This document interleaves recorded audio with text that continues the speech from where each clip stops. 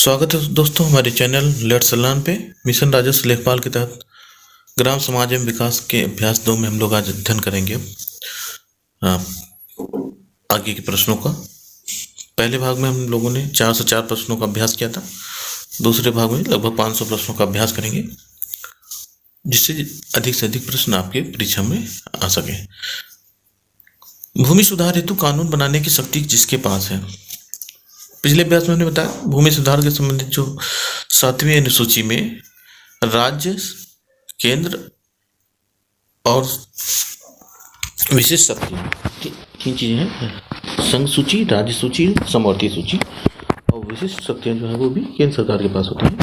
तो राज्य सूची में भूमि सुधार है, अर्थात बी ऑप्शन सही है इसका। सर थॉमस मुनरो किस भू राजस्व व्यवस्था से संबद्ध थे?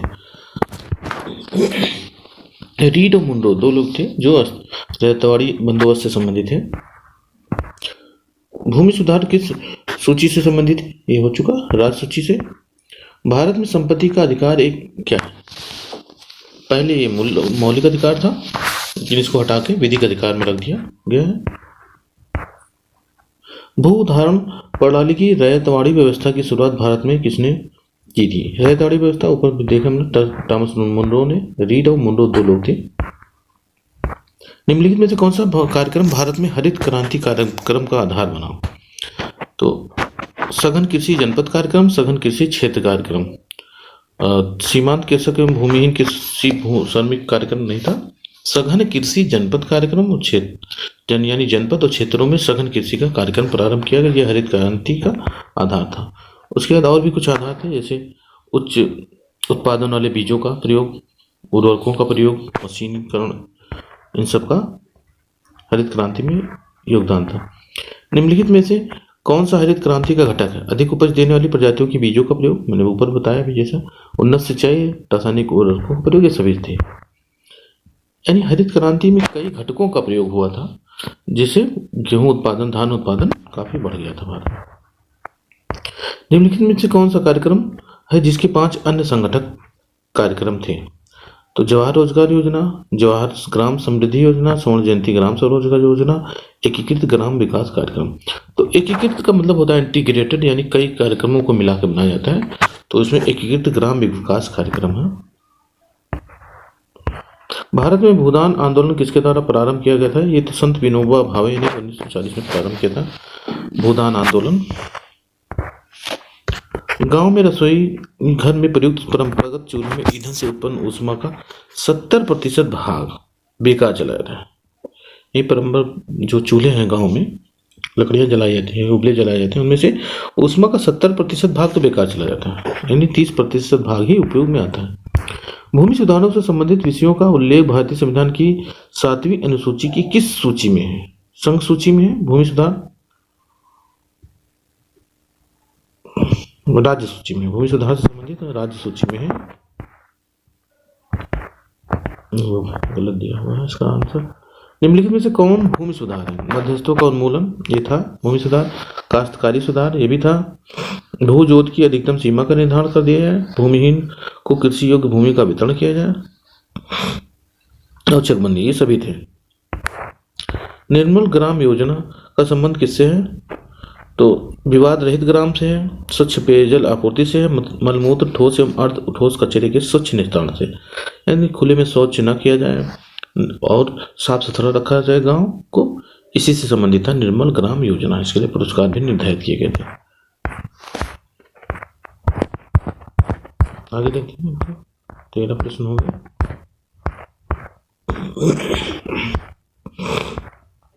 National food for work programme यानी NFWP की शुरुआत कब की गई थी? 14 नवंबर 2004 को की गई थी। National food for work programme. जिला ग्राम्य विकास अधिकरण का कार्य क्या? जिला ग्राम्य विकास अधिकरण का कार्य है ग्रामीण विकास के लिए योजनाएं बनाना, ठीक है। शासन से प्राप्त अनुदान का ग्राम पंचायतों का आवंटन करना, विकास परियोजनाओं का अनुमोदन करना, ये सभी हैं DDO कार्यालयों का काम है। देश में ग्रामीण विकास हेतु प्रधानमंत्री ग्राम सड़क योजना कब शुरू की गई थी? ये प्रधानमंत्री अटल बिहारी वाजपेयी जी थे 2000 में, दिसंबर 2000 में, उस समय शुरू किया गया था। प्रधानमंत्री ग्राम सड़क योजना। इससे ग्रामीण क्षेत्रों के जहाँ 500 की आबादी होती थी उनको मुख्य सड़क से जोड़ा जाता था। इससे काफ़ी सड़कों का निर्माण हुआ था हमारे देश में। एक बिस्वा कितने के बराबर होता है? 20 विश्वांशी कितने के बराबर होते हैं? 5 विश्वांशी, 10 विश्वांशी, 15 विश्वांशी। तो यहाँ 20 विश्वांशी एक बिस्वा के बराबर होता है। भारत सरकार द्वारा ग्रामीण क्षेत्रों में पेयजल आपूर्ति में तेजी लाने के लिए राजीव गांधी राष्ट्रीय पेयजल मिशन शुरू किया गया था 1991 में। राजीव गांधी राष्ट्रीय पेयजल मिशन।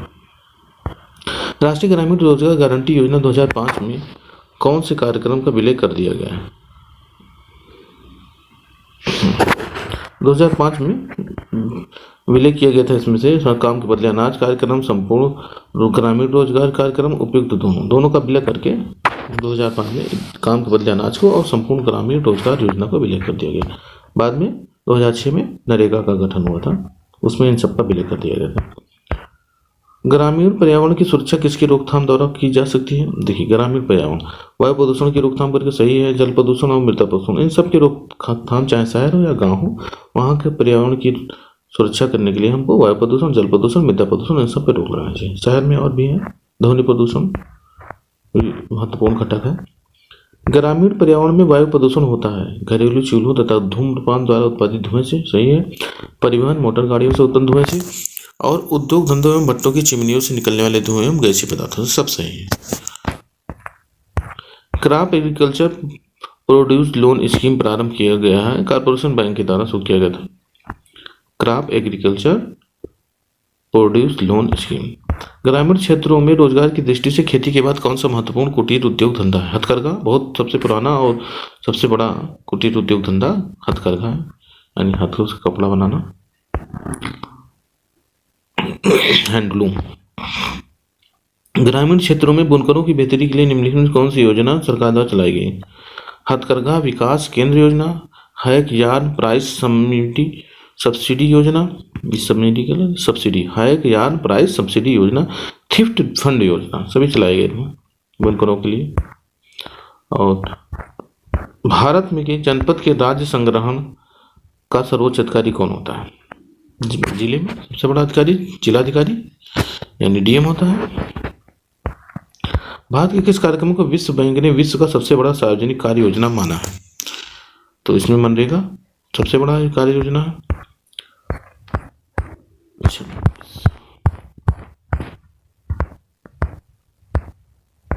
27वां प्रश्न देखते हैं, सूखा प्रवण क्षेत्र कार्यक्रम निम्नलिखित में से किस राज्य में नहीं चलाया है? तो उत्तर प्रदेश में चलाया गया था, जम्मू कश्मीर, बिहार में। यहाँ सूखा प्रवण क्षेत्र पंजाब में नहीं चलाया गया था, क्योंकि वहाँ पंजाब में 5 नदियों का राज्य ही है, वहाँ सिंचाई की व्यवस्था है, सूखा नहीं पड़ता है, इसलिए वहाँ नहीं चलाया गया था। लेकिन उत्तर प्रदेश, जम्मू कश्मीर और बिहार में चलाया गया था। महात्मा गांधी राष्ट्रीय ग्रामीण रोजगार कार्यक्रम निम्नलिखित में से किसके जरिए समावेशी विकास सुनिश्चित करता है? सामाजिक सुरक्षा प्रदान करता है, सही है। आजीविका सुरक्षा प्रदान करता है, ये भी सही है। लोकतांत्रिक अधिकारिता पर अपने प्रभाव के जरिए, सामाजिक सुरक्षा प्रदान करता है, यानी सभी लोगों को काम प्रदान करता है। आजीविका सुरक्षा 100 दिन की रोजगार की गारंटी देता है प्रत्येक परिवार से 1 लोगों को। मनरेगा की बात हो रही है। लोकतांत्रिक अधिकारिता पर अपने प्रभाव के जरिए, ये भी है। सूखा प्रवण क्षेत्र कार्यक्रम उत्तर प्रदेश के किस जनपद समूह में नहीं चलाया गया था? कहाँ नहीं चलाया गया था? उस समय की बात है, जहाँ पानी की व्यवस्था ठीक ठाक होगी वहाँ नहीं चलाया गया होगा, जैसे एटा, मैनपुरी, आगरा। यहाँ पे यमुना और जो है चंबल नदियों का पानी पर्याप्त मात्रा में मिलता रहता है यहाँ, इसलिए सूखा प्रवण क्षेत्र कार्यक्रम नहीं चलाया गया था एटा, मैनपुरी और आगरा में। योजना आयोग ने निम्नलिखित में से किसी विकासात्मक आयोजन की आधारभूत इकाई माना था? ब्लॉक स्तर को, यानी विकास खंड को विकासात्मक आयोजन की आधारभूत इकाई माना। इसका महत्वपूर्ण योगदान है विकास खंड, ब्लॉक का। सीमांत कृषक किसे कहा जाता है? जिसके पास 1 हेक्टेयर से कम भूमि होती है उसे सीमांत कृषक कहा जाता है। निम्नलिखित में से कौन सा ग्राम में विकास का एक कार्यक्रम नहीं है?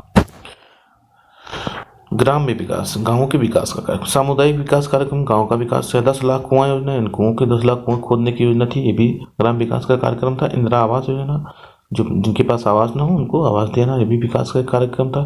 सार्वजनिक वितरण प्रणाली जो है ये विकास का कार्यक्रम नहीं है, खाद्यान्न सुरक्षा के सभी लोगों को खाद्यान्न मिल सके, इससे संबंधित सार्वजनिक वितरण प्रणाली, सबको भोजन राशन मिलना।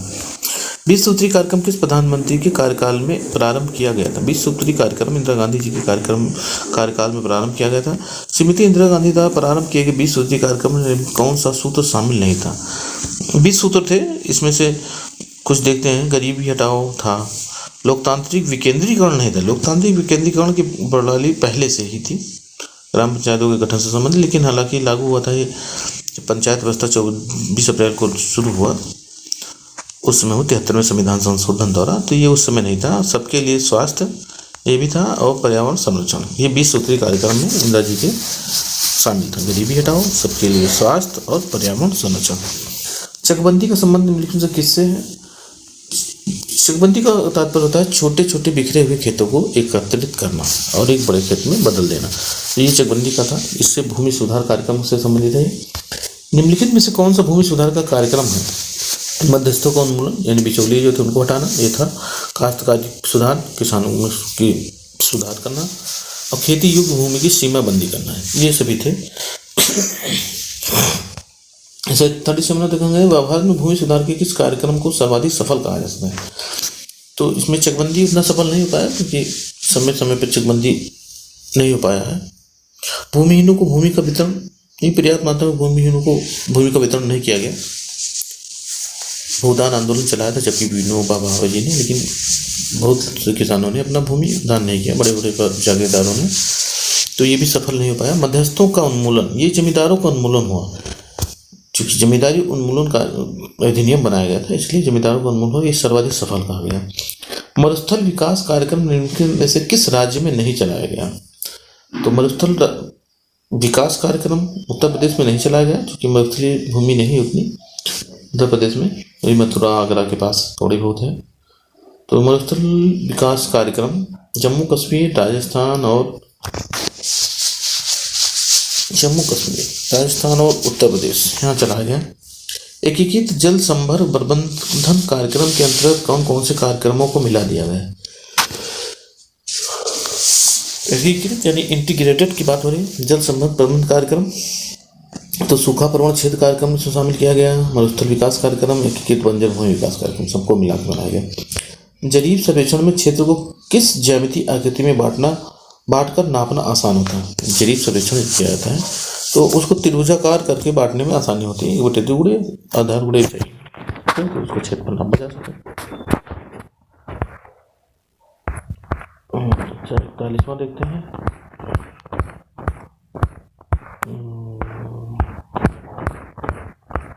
एक हेक्टेयर का मान निम्नलिखित में से कितना? एक हेक्टेयर का मान 10,000 वर्ग मीटर है, यानी 100 × 100। अगर 100 मीटर की लंबाई और 100 मीटर की चौड़ाई वाला एक वर्गाकार भूमि लिया जाए तो वो 1 हेक्टेयर बराबर होता है। तो ये हो जाएगा 10,000 वर्ग मीटर। 1 एकड़ में कितना बीघा रकबा होता है? तो 5 बीघे का रकबा जो होता है कच्चा, 5 बीघा 1 एकड़ के बराबर होता है।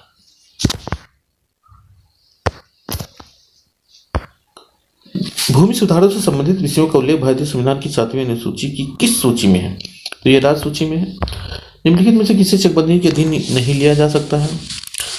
अस्थायी चारागाह चकबंदी के अधीन नहीं लिया जाएगा, क्योंकि चारागाह है। बाघ को भी नहीं और कब्रिस्तान शमशान को भी नहीं लिया जाता है। सभी भारत में संपत्ति का अधिकार विधिक अधिकार है। ऊपर देखा हम लोगों ने। भूमि सुधार कार्यक्रम को सर्वाधिक सफलता किस राज्य में मिली थी? तो पश्चिम बंगाल में सबसे ज़्यादा सफलता मिली थी भूमि सुधार कार्यक्रम में। वहाँ के लोग ही इसमें सबसे ज़्यादा शिक्षित पश्चिम बंगाल के लोग ही माने जाते थे। राष्ट्रीय आंदोलन में सर्वाधिक योगदान लोगों ने भी किया था। सबसे पहले बिगुल वहीं बसती थी अंग्रेजों के खिलाफ। बाद में उत्तर प्रदेश भी प्रमुख राज्य बन गया अंग्रेजों के खिलाफ लड़ने में। डंपी लेवल यंत्र में समतलन स्क्रू की संख्या कितनी होती है? यंत्र है, इसमें 3 या 5 हो सकती है स्क्रू की संख्या। निम्नलिखित में से कौन सा चकबंदी का उद्देश्य नहीं है? कृषि जोतों का अपखंडन रोकना, ये तो है ही उद्देश्य। जोतों का उपविभाजन रोकना, ये भी है। बड़े पैमाने की कारपोरेट खेती को बढ़ावा देना, ये नहीं। बड़े पैमाने की कारपोरेट खेती को बढ़ावा देना नहीं था। कृषकों को अलग अलग खेतों को एक स्थान पर एकत्रित करना, ये भी था। ज्ञात उच्चता का सापेक्षता स्थिर बिंदु कहलाता है। बेंचमार्क कहलाता है। भूधारण प्रणाली की रैयताड़ी व्यवस्था की शुरुआत रीड और मुंडो ने किया था, थॉमस मुंडो। आगे देखते हैं, निम्न में से किसने ग्रामीण सामाजिक विकास में सर्वाधिक योगदान दिया है? तो भूमिहीन श्रमिकों की वेसी भूमि के पट्टे देना, ये नहीं था ग्रामीण सामाजिक विकास में। समाज के कमजोर वर्गों के पालियों को छात्रवृत्ति प्रदान करना, ये भी ग्रामीण सामाजिक विकास में सर्वाधिक योगदान नहीं है। संविधान के ये पंचायती राज संस्थाओं में 1/3 स्थानों का महिलाओं के लिए आरक्षण, ये था सबसे महत्वपूर्ण। भू क्षेत्रफल मापन की अंतर्राष्ट्रीय स्तरीय इकाई है हेक्टेयर, यानी हेक्टेयर जो है वो अंतर्राष्ट्रीय प्रणाली यूनिट है हेक्टेयर। 100 वर्ग मीटर, 100/100। भारत में पारंपरिक तौर पर भू क्षेत्रफल के मापन हेतु निम्नलिखित में से किसका प्रयोग किया? भारत में तो जेडीपी का प्रयोग किया था। जमींदारी प्रथा का प्रारंभ किसने किया था? तो यहाँ लॉर्ड कॉर्नवालिस ने जमींदारी प्रथा का प्रारंभ किया था। अस्थायी बंदोबस्त भी किसे कहते थे? पारंपरिक मापन इकाई चेन निम्न में से किसके बराबर होती है? 22 गज या 66 फुट का हो या 100 कड़ियाँ, इसे कहो पारंपरिक मापन इकाई चेन। कौन सा भूमि सुधार भारत में सबसे पहले प्रारंभ किया गया था? देखिए, चकबंदी है, वेसी भूमि का भूमिहीनों में वितरण, भूमि सुधार के लिए सबसे पहले।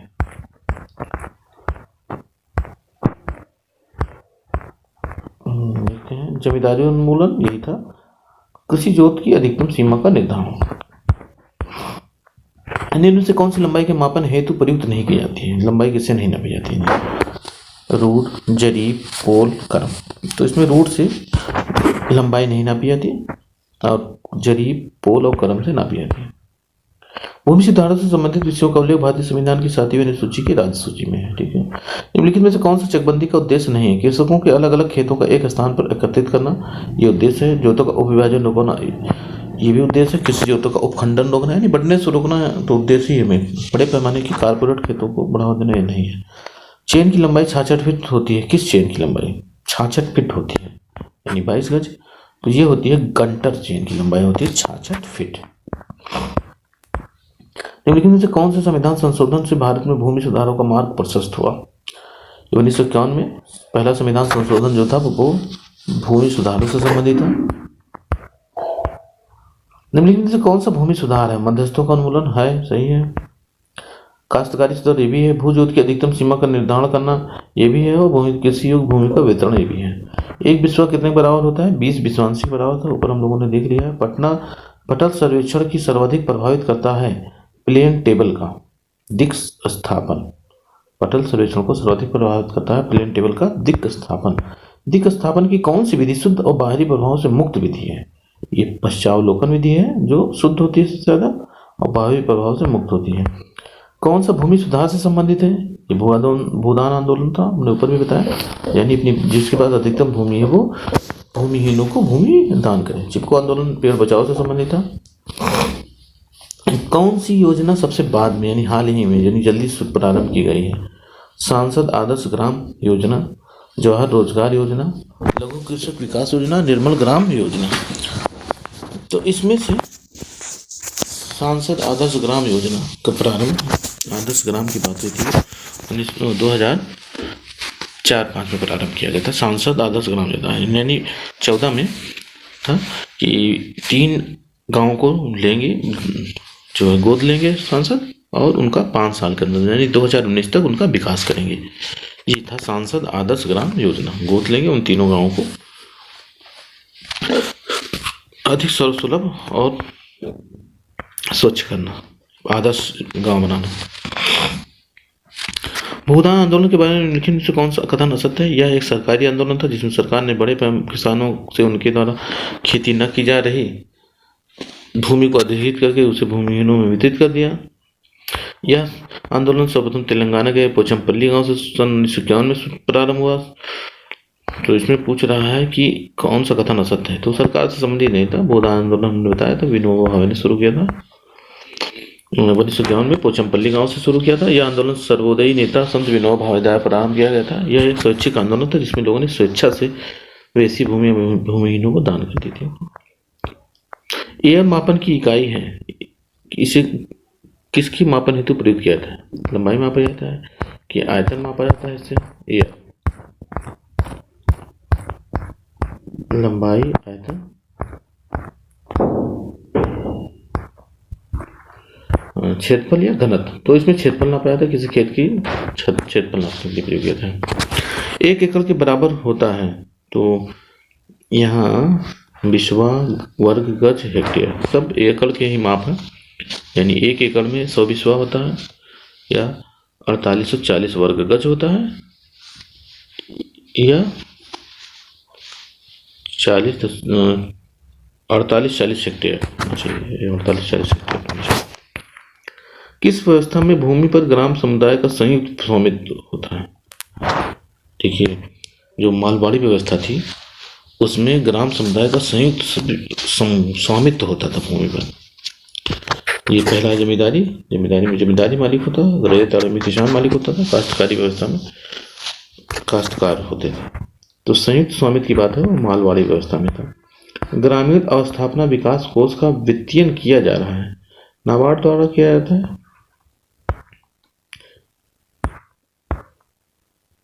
ग्रामीण क्षेत्रों में कमजोर वर्गों विशेषकर महिलाओं और बच्चों की स्वास्थ्य सेवाओं की पहुंच सुनिश्चित करने की पहली कड़ी है आशा। स्वास्थ्य से संबंधित कार्यकर्ता होती है आशा। आशा निम्नलिखित में से किससे संबंधित है? आशा जो है सामाजिक स्वास्थ्य कार्यकर्ता है, स्वास्थ्य से संबंधित है। अगम्य बिंदुओं में प्लेन टेबल पर प्लॉट करने के लिए किया जाता है, प्रतिच्छेदन किया जाता है। लेवल यंत्र से स्टाफ पठनांक पढ़ना चाहिए, ऊपर से नीचे की ओर पढ़ना चाहिए। लेवल यंत्र से स्टाफ पठनांक नीचे से ऊपर। पंजाब, हिमाचल प्रदेश तथा हरियाणा में निम्नलिखित में से किस इकाई का प्रयोग भू क्षेत्रफल की मापन हेतु किया जाता है? भू क्षेत्रफल जो है मापने के लिए मुरब्बा। पंजाब और हरियाणा हिमाचल प्रदेश में मुरब्बा का प्रयोग किया जाता है। निम्नलिखित में से कौन सी भू क्षेत्रफल मापन की इकाई नहीं है? तो एकड़ है, अंकनम है, कैनाल है, करम नहीं है। एक शाहजहानी जरीब की लंबाई कितनी होती है? 165 फुट होती है। एक गंटारी जरीब की लंबाई कितनी होती है? 132 फीट होती है। तो देखना होगा शाहजहानी जरीब 165 और गंटारी जरीब 132 फुट। लंबाई मापने की परंपरागत इकाई क्या है? गज, मील और फलांग, ये तीनों ही है। Crop agriculture produce loan scheme प्रारंभ की गई है कॉर्पोरेशन बैंक द्वारा, ऊपर देख चुके हैं हम लोग। वास्तविक यामोत्तर तथा चुंबकीय यामोत्तर के बीच क्षैतिज कोण को क्या कहते हैं? चुंबकीय मान कहते हैं। वास्तविक यामोत्तर और चुंबकीय यामोत्तर के बीच क्षैतिज कोण बनता है, उसे चुंबकीय मान कहते हैं। भारतीय ग्रामीण समाज को बांटा जा सकता है, किसमें बांट सकते हैं? जनजातीय समाज और कृषक समाज में। विभिन्न परिस्थितियों में नाप लेने में सबसे कम त्रुटि किसमें होती है? परिचित चेन से, इस्पात फीता से,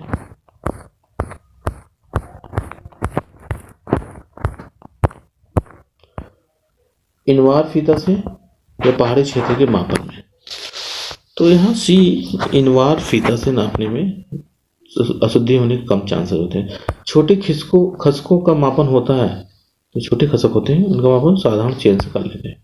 सर टॉमस मुंडो, ये तो बताया जा चुका है, रैत्याड़ी बंदोबस्त से संबंधित है। प्लेन टेबल स्टेशन के बिंदुओं की स्थिति का निर्धारण करता है दोनों से। कौन से दोनों से? टाउसिंग विधि से और अंतछंदन विधि से। भूमि सुधार हेतु कानून बनाने की शक्ति किसके पास है? राज्य सरकार के पास है, क्योंकि राज्य का विषय है। ग्रामीण जीवन एवं ग्रामीण समस्याओं का अध्ययन किया जाता है ग्रामीण समाज शास्त्र में। ग्रामीण समाज में उत्पादन एवं भूख के बीच अन्योन्यता बनी रहती है, संतुलन बना रहता है। उत्पादन और भूख के बीच संतुलन बना रहता है। खतौनी में लेखपाल परिवर्तन करता है किसमें? लाल रोशनाई से। अगर कोई परिवर्तन करेगा तो वो लाल रोशनाई से परिवर्तन करेगा। लेखपाल के कागजात पर हस्ताक्षर होते हैं, किसके हस्ताक्षर होते हैं? राजस्व अधिकारी, रेवेन्यू ऑफिसर जो होते हैं वो लेखपाल के कागज पर हस्ताक्षर करता है। ग्रामीण अर्थव्यवस्था में तीव्रता से हो रही परिवर्तनों का सबसे प्रमुख कारण क्या है? ग्रामीण जनता में जागरूकता ना, ये तो है ही। सरकार द्वारा नियोजित योजनाएं, लेकिन परिवर्तन मुख्य रूप से जो हो रहा है सरकार की योजनाएं जो लागू की उनसे हो रहा है। चुंबकीय शून्य होना चाहिए, रुचिता और संमितता होनी चाहिए। एक कंपास सर्वेक्षण में दृष्टि रेखा कंपास के केंद्र से नहीं गुजरती है, वह किस प्रकार की त्रुटि है? यांत्रिक त्रुटि है, केंद्र से नहीं गुजरे तो ये अंत में ही टूटी है। भूमि के विक्रय के समय मुद्रांक शुल्क लगाया जाता है भूमि के आकार, उसकी कीमत और किस्म के आधार पर, स्थिति के आधार पर भी कहा है। नक्शा संबद्ध क्षेत्र का होता है क्षैतिज नाप, ऊर्ध्व प्रक्षेप। तो दोनों माप होते हैं, ऊर्ध्व प्रक्षेप भी और क्षैतिज प्रक्षेप भी। भूमापन में जरीब लाइन के आरंभ तथा समाप्त होने के स्थान क्या कहलाते हैं? उनको मुकाम कहते हैं। जो जरीब लाइन होती है जहाँ शुरू होती है उसको, जो अंत होता है उसको मुकाम कहते हैं। हाँ, मुकाम कितना है? गांव के नक्शे में लेखपाल क्या दर्शाता है? मोटी काली रेखा से, लाल स्याही से, पेंसिल की बिंदुवार रेखा द्वारा। तो गांव के नक्शा जब कभी देखेंगे नजरी नक्शा, हाँ लेखपाल साहब मांगेंगे नजरी नक्शा तो वो दिखाएगा, उसमें पेंसिल की से बिंदुवार रेखा बनी होती है। तो आज के लिए इतना ही मित्रों, धन्यवाद। हमारे साथ बने हैं। अगला वीडियो पाने के लिए आप नोटिफिकेशन पाने के लिए बेल आइकन को प्रेस करिए। धन्यवाद। स्वागत है मित्रों हमारे चैनल लेट्स लर्न पे। मिशन राजेश लेखपाल के तहत हम लोग जो है ग्राम समाज एवं विकास से संबंधित प्रश्नों का अभ्यास करेंगे। आज 101वां प्रश्न है दूसरे भाग में। जोत बही में पृष्ठों की संख्या होती है 16 पृष्ठ होते हैं जोत बही में। आगे 102वां प्रश्न देखते हैं।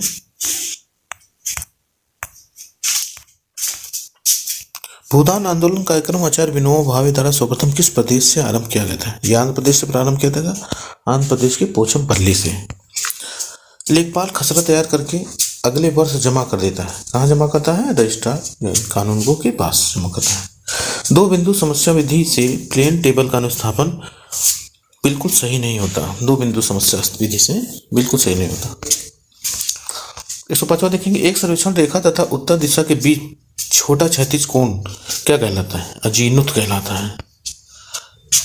धरातल पर मापी गई क्षैतिज दूरियां, कोणों एवं ऊंचाइयों को मानचित्र पर प्रदर्शित करने की कला को कहते हैं सर्वेक्षण कला। जमाबंदी की तैयारी की जाती है 2 प्रतियों में। भूमि की पैमाइश यानी नाप का कार्य कौन सा विभाग करता है? राजस्व विभाग करता है भूमि की माप। सर्वेक्षण के लगभग मध्य से गुजरने वाली सबसे अधिक लंबी रेखा को हम क्या कहते हैं? आधार रेखा कहते हैं। मध्य से गुजरने वाली सबसे लंबी रेखा। छोटे खसके की लंबाई निम्नांकित से कम होती है। किससे? 16 मीटर से कम होती है।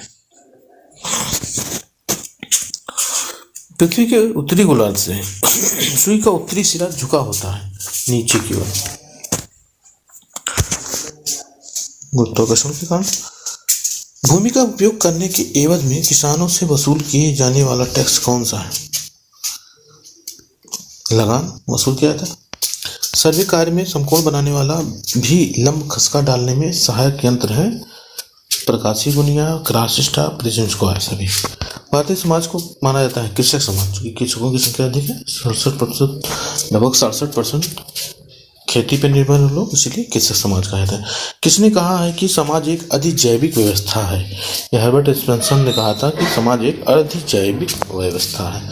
जनजातीय समाज के लोग होते हैं धार्मिक होते हैं, सही है। वस्तु पूजा में विश्वास करने वाले भी सही है। टोटमवाद से प्रेरित है, सभी को मानते हैं, सही है। निम्नलिखित में से कौन से सूचकांक सामाजिक विकास को इंगित करते हैं? ये मानव विकास सूचकांक है, मानव निर्भरता सूचकांक और लिंग संबंध विकास सूचकांक। तीनों सही है। मानव निर्भरता सूचकांक को भी सामाजिक विकास को देते हैं, मानव विकास सूचकांक भी और लिंग संबंध विकास भी। गाँवों में मृत पशुओं द्वारा प्रदूषण होता है, रोकथाम हेतु करना चाहिए। चमड़ा उतार कर मृत पशुओं को गड्ढे में दबाना चाहिए। चमड़ा उतार कर पशु को गांव से काफी दूर निश्चित स्थान पर करना चाहिए, दफनाना चाहिए।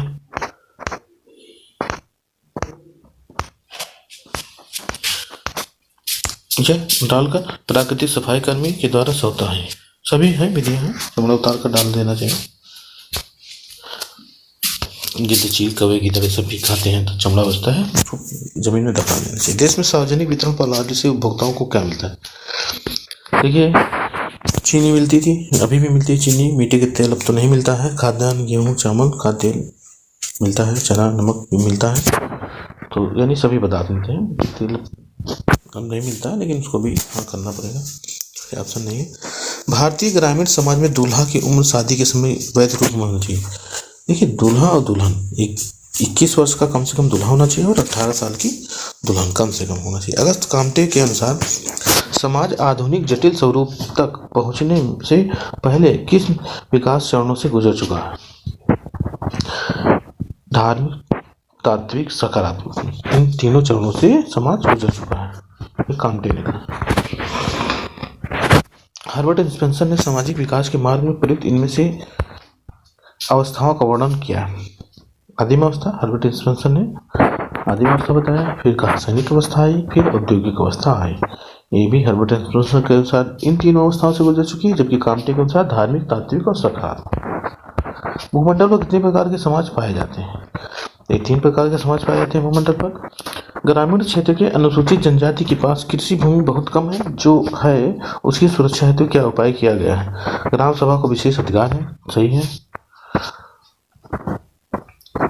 सार्वजनिक उपयोग पर रोक लगाना, ऐसा नहीं है। गैर अनुसूचित को हस्तांतरण जिलाधिकारी की आज्ञा से ही होगा, ये है। तो अनुसूचित जनजाति के पास कृषि भूमि बहुत कम है, उसकी सुरक्षा उपाय क्या किया गया? जो गैर अनुसूचित को अगर वो बेचना चाहता है तो जिलाधिकारी की आज्ञा लेने की जरूरत है, ये सही है। रजिस्ट्रार को पंजीकरण के पूर्व विशेष ध्यान रखना, ऐसा नहीं मतलब है। ग्राम सभा को विशेष अधिकार नहीं है अनुसूचित जाति के लिए। हाँ, ग्राम सभा को कोई विशेष अधिकार नहीं कि वो रोके कि ना बेचो। भारत सरकार द्वारा भारतीय खाद्य निगम एक सार्वजनिक उपक्रम की स्थापना विश्व बैंक की सलाह पर कब हुई थी? भारतीय IFC की स्थापना 1965 में हुई थी। इनमें से कौन सी कृषक समाज की इकाई? तो कृषक समाज की इकाई है भूस्वामी, काश्तकार, पर्यवेक्षी कृषक, तीनों। कृषि एवं पशुपालन करते कृषक समाज के लोग इनमें से कौन सी आर्थिक क्रियाएं करते हैं? और कौन सी क्रियाएं करते हैं? देखिए, कृषक समाज के लोग शिल्पकारी भी करते हैं, लोहार कार्य, मिट्टी के बर्तन बनाने का। गांव के लोग खेती के समय खेती कार्य करते हैं और अन्य समय और कार्य भी करते रहते हैं, जैसे लोहार है, शिल्पी है, नाव का काम है, सब कार्य करते रहते हैं। ग्रामीण आर्थिक संरचना का सीधा संबंध निम्नलिखित में से किससे है? तो आर्थिक संरचना का सिद्धांत, चूंकि खेती का कार्य ज्यादा होता है इसलिए कृषि अर्थशास्त्र। कृषि कार्यों के लिए ब्याज पर ऋण उपलब्ध कराने का कार्य निम्नलिखित में से कौन करता है? ब्याज पर ऋण कृषि कार्यों के लिए गांव के जो साहूकार हैं, महाजन हैं, सूदखोर, वो कार्य के लिए पैसा आसानी से उपलब्ध करा देते हैं, हालांकि उनका ब्याज दर ज्यादा होता है। राष्ट्रीय खाद्य सुरक्षा मिशन का क्या उद्देश्य है? खाद्यान्नों में आत्मनिर्भरता प्राप्त करना, यह खाद्य सुरक्षा का मिशन का मुख्य उद्देश्य। राष्ट्रीय कृषि विकास योजना किस पंचवर्षीय योजना के अंतर्गत प्रारंभ हुई थी? राष्ट्रीय कृषि विकास योजना 11वीं पंचवर्षीय योजना के तहत 7 से 12 के बीच 2007 से 12 के बीच प्रारंभ हुई थी। ग्रामीण समाज की जो मूलभूत इकाई है वो परिवार है। ग्रामीण समाज की अगर बात हो कहा जाए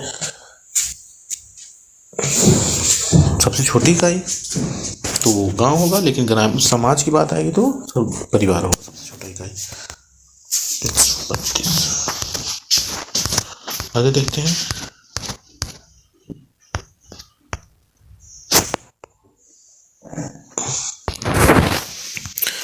133वां देखते हैं, मानव समाज एवं पशु समाज के मध्य श्रेणी इनमें से कौन सी है? तो जैविकी श्रेणी, सामाजिक सांस्कृतिक श्रेणी, दोनों है, उपयुक्त दोनों। ग्रामीण अर्थव्यवस्था का प्रमुख आधार क्या है? नौकरी नहीं, मजदूरी नहीं, गांव में दुकान खोलकर दुकानें नहीं, कृषि उत्पादन हेतु भूमि का उपयोग कर फसलें उगाना एवं पशुपालन, यानी कृषि एवं पशुपालन मुख्य है। ग्राम भू प्रबंध समिति का अध्यक्ष कौन होता है? प्रधान जो होता है ग्राम भू प्रबंध समिति का अध्यक्ष होता है। ग्रामीण क्षेत्रों में धर्म संबंधी कार्य कौन करता है? पुरोहित करते हैं, संत या पुरोहित। सामाजिक इंजीनियरिंग शब्द का प्रयोग किस संदर्भ में किया जाता है? जाति व्यवस्था की समाप्ति पर के संबंध में, सांप्रदायिक सौहार्द, वर्ग संघर्ष का एक स्वरूप। इस सामाजिक इंजीनियरिंग का अर्थ है लोकतांत्रिक शासन प्रणाली में पारस्परिक विपरीत विचारधारा एवं निष्ठा वाले वर्गों का एक साथ मिलकर चुनाव लड़ना, यह है सामाजिक इंजीनियरिंग। निम्नलिखित में कौन सा सामाजिक विकास का एक उपयुक्त सूचक नहीं है? तो निर्धनता के विरुद्ध संघर्ष सामाजिक विकास का है। प्रचंड बेरोजगारी में कमी, इस सामाजिक विकास का एक उपयुक्त सूचक नहीं है। सामाजिक समरसता है, समाज में उचित स्थान है। प्रचंड बेरोजगारी, छिपी हुई बेरोजगारी में कमी लाना, ये सामाजिक विकास नहीं आर्थिक विकास का सूचक है। मनुष्य एक सामाजिक प्राणी है, अरस्तु ने कहा था। भारतीय ग्रामीण समाज के आर्थिक ढांचे का वास्तविक विश्लेषण किसने प्रस्तुत किया था? मेवो बोई ने भारतीय ग्रामीण समाज के आर्थिक ढांचे का वास्तविक विश्लेषण प्रस्तुत किया था। ग्रामीण समाज शास्त्र में है ये। पहली बार कृषि संगणना 1970 में कराई गई थी। कृषि संगणना पहली बार। अधिक उपज देने वाली किस्मों के कार्यक्रम यानी हाई यील्डिंग वैरायटीज किसी क्षेत्र में हरित क्रांति की शुरुआत कब हुई थी? 1966 में। निम्नलिखित में कौन सा सुमेलित नहीं है? ऑपरेशन बरगा पश्चिम बंगाल सही है। जमींदारी प्रथा बंगाल बिहार उत्तर प्रदेश ये भी सही है। महलवाड़ी प्रथा अवध में ये भी सही है। और रैयताड़ी प्रथा कर्नाटक के मैसूर, कर्नाटक में नहीं था।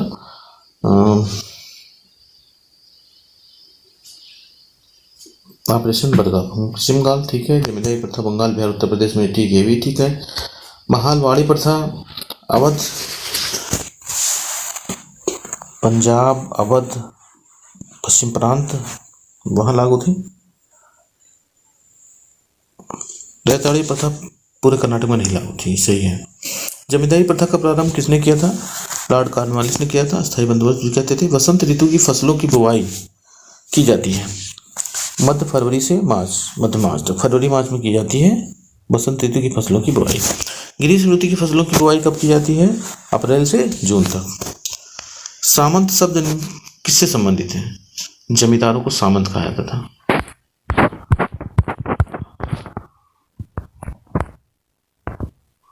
जमींदारों को सामंत कहा जाता है। निम्नलिखित में से ग्रामीण कारीगर की श्रेणी में कौन आता है? कुम्हार, जुलाहा, लोहार, ये सब क्या है? ग्रामीण कारीगर। बड़े ही कीटनाशी कौन नहीं है इसमें? डी खरपतवार नाशी, 2,4-D खरपतवार नाशी है और सभी कीटनाशी हैं। मोटासिस्टाकास, फ्यूराडान, रोगोर। खरपतवार नाशी कौन? सेंकोर। 2,4-D भी खरपतवार नाशी है और सेंकोर भी खरपतवार नाशी है। जिंक फॉस्फेट मूसक नाशी है, चूहों को मारने वाला। निम्नलिखित में से कौन कीटनाशी पर फसलों में प्रयोग हेतु प्रतिबंधित है? किसे प्रतिबंधित? BSC यानी बेंजीन हेक्साक्लोराइड, तमक्सिन जिसको कहते हैं, वो प्रतिबंधित है। फसलों की जड़ों में पाए जाने वाले सूत्रकृमि नेमेटोड को रोका जा सकता है। क्या प्रयोग करके रोक सकते हैं इसको? फसल में गेंदा की खेती से और फसल चक्र बदलकर भी सूत्रकृमि को रोका जा सकता है। नाबार्ड क्या है? एक बैंक है नाबार्ड। 2001 में प्रारंभ की गई कृषि श्रमिक सामाजिक सुरक्षा योजना का कार्यान्वयन निम्नलिखित में से किसके माध्यम से किया जा रहा है? ये life insurance corporation of India यानी LIC के सहयोग से किया जाता है। कृषि सामाजिक श्रमिक यानी किसान, कृषि श्रमिक यानी खेती करने वाले जो मजदूर हैं उनकी सामाजिक सुरक्षा के लिए। कुटीर ज्योति योजना में कौन सा कार्यक्रम संबंधित है? ये विद्युत से संबंधित योजना थी, ये सही है। ग्रामीण क्षेत्रों में गरीबी रेखा से यानी BPL परिवारों को विद्युत उपलब्ध कराना। भारत में बहुफसल का कनेक्शन चार्ज नहीं लगता है। भारत में बहुफसल कार्यक्रम शुरू किया गया था 1987-88 बहुफसल कार्यक्रम यानी एक ही खेत में कई फसलों को बोना। कृषि सेवा केंद्र नामक योजना किस पंचवर्षीय योजना के कार्यकाल में प्रारंभ हुआ था? ये चतुर्थ पंचवर्षीय योजना में शुरू होता है कृषि सेवा केंद्र। ग्रामीण क्षेत्रों में शहरी सुख सुविधाएं प्रदान करना यानी पूरा योजना किसके द्वारा प्रतिपादित किया गया था? APJ अब्दुल कलाम, राष्ट्रपति डॉक्टर APJ अब्दुल कलाम द्वारा किया गया था। भूदान और ग्रामदान आंदोलन किसके द्वारा चलाया गया था? विनोबा भावे द्वारा चलाया गया था। हरित क्रांति को अमली जामा पहनाने का श्रेय किसके पास है? नॉर्मन बोरलॉग के पास है और भारत में स्वामीनाथन। ग्रामीण क्षेत्रों में राज्य सरकार ने खेतिहर मजदूर भूमिहीनों के सहायतार्थ ऊसर भूमि सुधार के लिए ऊसर प्रभावित जनपदों में कौन सा कार्यक्रम कार्यान्वयन किया है? ये भूमि सेना योजना का प्रारंभ किया। 160% आगे 161 देखते हैं। जिला ग्राम विकास अभिकरण का अध्यक्ष निम्नलिखित में से कौन होता है? DRDO का जो अध्यक्ष होता है वो होता है जिलाधिकारी। भारत में कृषि संबंधी तनाव के कारण प्रकाशित किया गया था जो रिपोर्ट वो 1979 में प्रस्तुत किया गया था। कृषि संबंधी तनाव के कारण कौन कृषि निवेश में नहीं आता है? यानी एग्रीकल्चर इनपुट में क्या नहीं है? तकनीकी ज्ञान कृषि निवेश नहीं है। खाद है, बीज है, सिंचाई है, कृषि निवेश है। समहाल शब्द का अर्थ क्या है? गांव को समहाल कहा है। महाल समाल नहीं, केवल महाल होना चाहिए। इसी पे महालवाड़ी व्यवस्था चलाता है। नहीं, गांव को पूरे गांव को एक महाल मान लिया जाता था, उससे कट लिया जाता था। तो उसी गांव को ही महल कहा जाता था। भारत में महलवाड़ी व्यवस्था प्रारंभ हुई थी 1938 में। महलवाड़ी व्यवस्था प्रारंभ हुई थी हैकेंजे, यहाँ तक याद है हमको, हैकेंजे ने शुरू किया था। देखते हैं आगे। कौन सा कथन जमींदारी प्रथा के बारे में सही नहीं है? इसे बंगाल में लागू किया गया था, सही है। इसमें जमींदार को भूमि को स्वामी बना दिया गया था, ये भी सही है। स्वतंत्रता के पूर्व यह प्रथा भारत के 19% क्षेत्र पर लागू थी, ये भी सही है। इसमें जमींदार कुल कर का 80% अंग्रेजों को देता था और 20% अपने पास रख लेता था, ये सही नहीं है। महलवाड़ी प्रथा को किसने शुरू किया था? आगरा और अवध में शुरू किया गया था महलवाड़ी प्रथा, मैकेंजी ने शुरू किया था। अभी देखते हैं। जमींदारी उन्मूलन कार्यक्रम की शुरुआत हुई थी उत्तर प्रदेश में। ऑपरेशन बरका का संबंध पश्चिम बंगाल से है, देखा भी, बटाईदारों के संरक्षण से है। कौन सा भूमि सुधार के अंतर्गत नहीं आता है? ड्रिप सिंचाई भूमि सुधार नहीं आता, ये सिंचाई से संबंधित है। सहकारी खेती, चकबंदी और सहकारी सुधार है। अंत्योदय कार्यक्रम का उद्देश्य था अनुसूचित जातियों के स्तर में सुधार करना, एकदम निचली तबके को, गरीबों में सबसे अधिक गरीबों को मदद करना, ये है डी इसका अंत्योदय अन्न योजना। इसका ऑप्शन गलत है, गलत लिखा डी होगा। प्राय गांव में किसान कृषि रसायनों का उपयोग पशुओं के शरीर से जुए आदि परजीवियों को नष्ट करने हेतु करते हैं। जो कृषि रसायन का जो प्रयोग करते हैं वो हानिकारक तथा गलत है, यह हानिकारक नहीं, यह हानिकारक होता है, वो परजीवी को मारने के लिए प्रयोग करते हैं। पीली क्रांति किससे संबंधित है? तिलहनों के उत्पादन से। अनवरत योजना यानी रोलिंग प्लान 1978 से 1983 तक चला था। Rolling plan aquaculture, floriculture, sericulture और विटिकल्चर। इसमें हम देखेंगे एक्वाकल्चर यानी पानी में खेती, यानी कृषि मत्स्य से संबंधित है। फ्लोरिकल्चर ये फूलों से संबंधित है। सेरिकल्चर रेशम से संबंधित है। और विटिकल्चर अंगूर से संबंधित है। यानी 4, 3 और 1, 2, 4, 3, 1, 2 बी आंसर सही।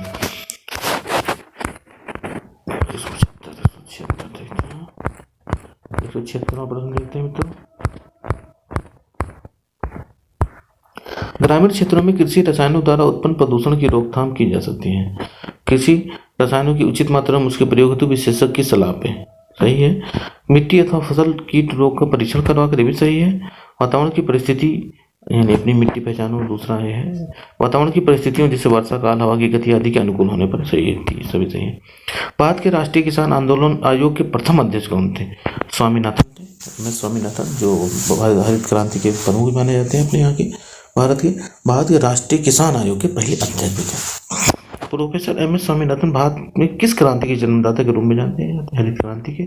भारत में कितने प्रतिशत कृषि वर्षा पर निर्भर है? 35% कृषि जो हमारे देश की है वो वर्षा पर निर्भर है, जबकि 65% सिंचित क्षेत्र है। कौन सा उद्योग कृषि पर निर्भर नहीं है? अब देखेंगे इसमें से शिक्षा कृषि से, कृषि का कोई मतलब ही नहीं, जबकि बागान, सूती वस्त्र उद्योग, चीनी उद्योग संबंधित है। राष्ट्रीय बागवानी मिशन प्रारंभ किया गया था 2004 में। राष्ट्रीय कृषि विकास योजना का प्रारंभ हुआ था 2007 में, 28 नवंबर 2007 में।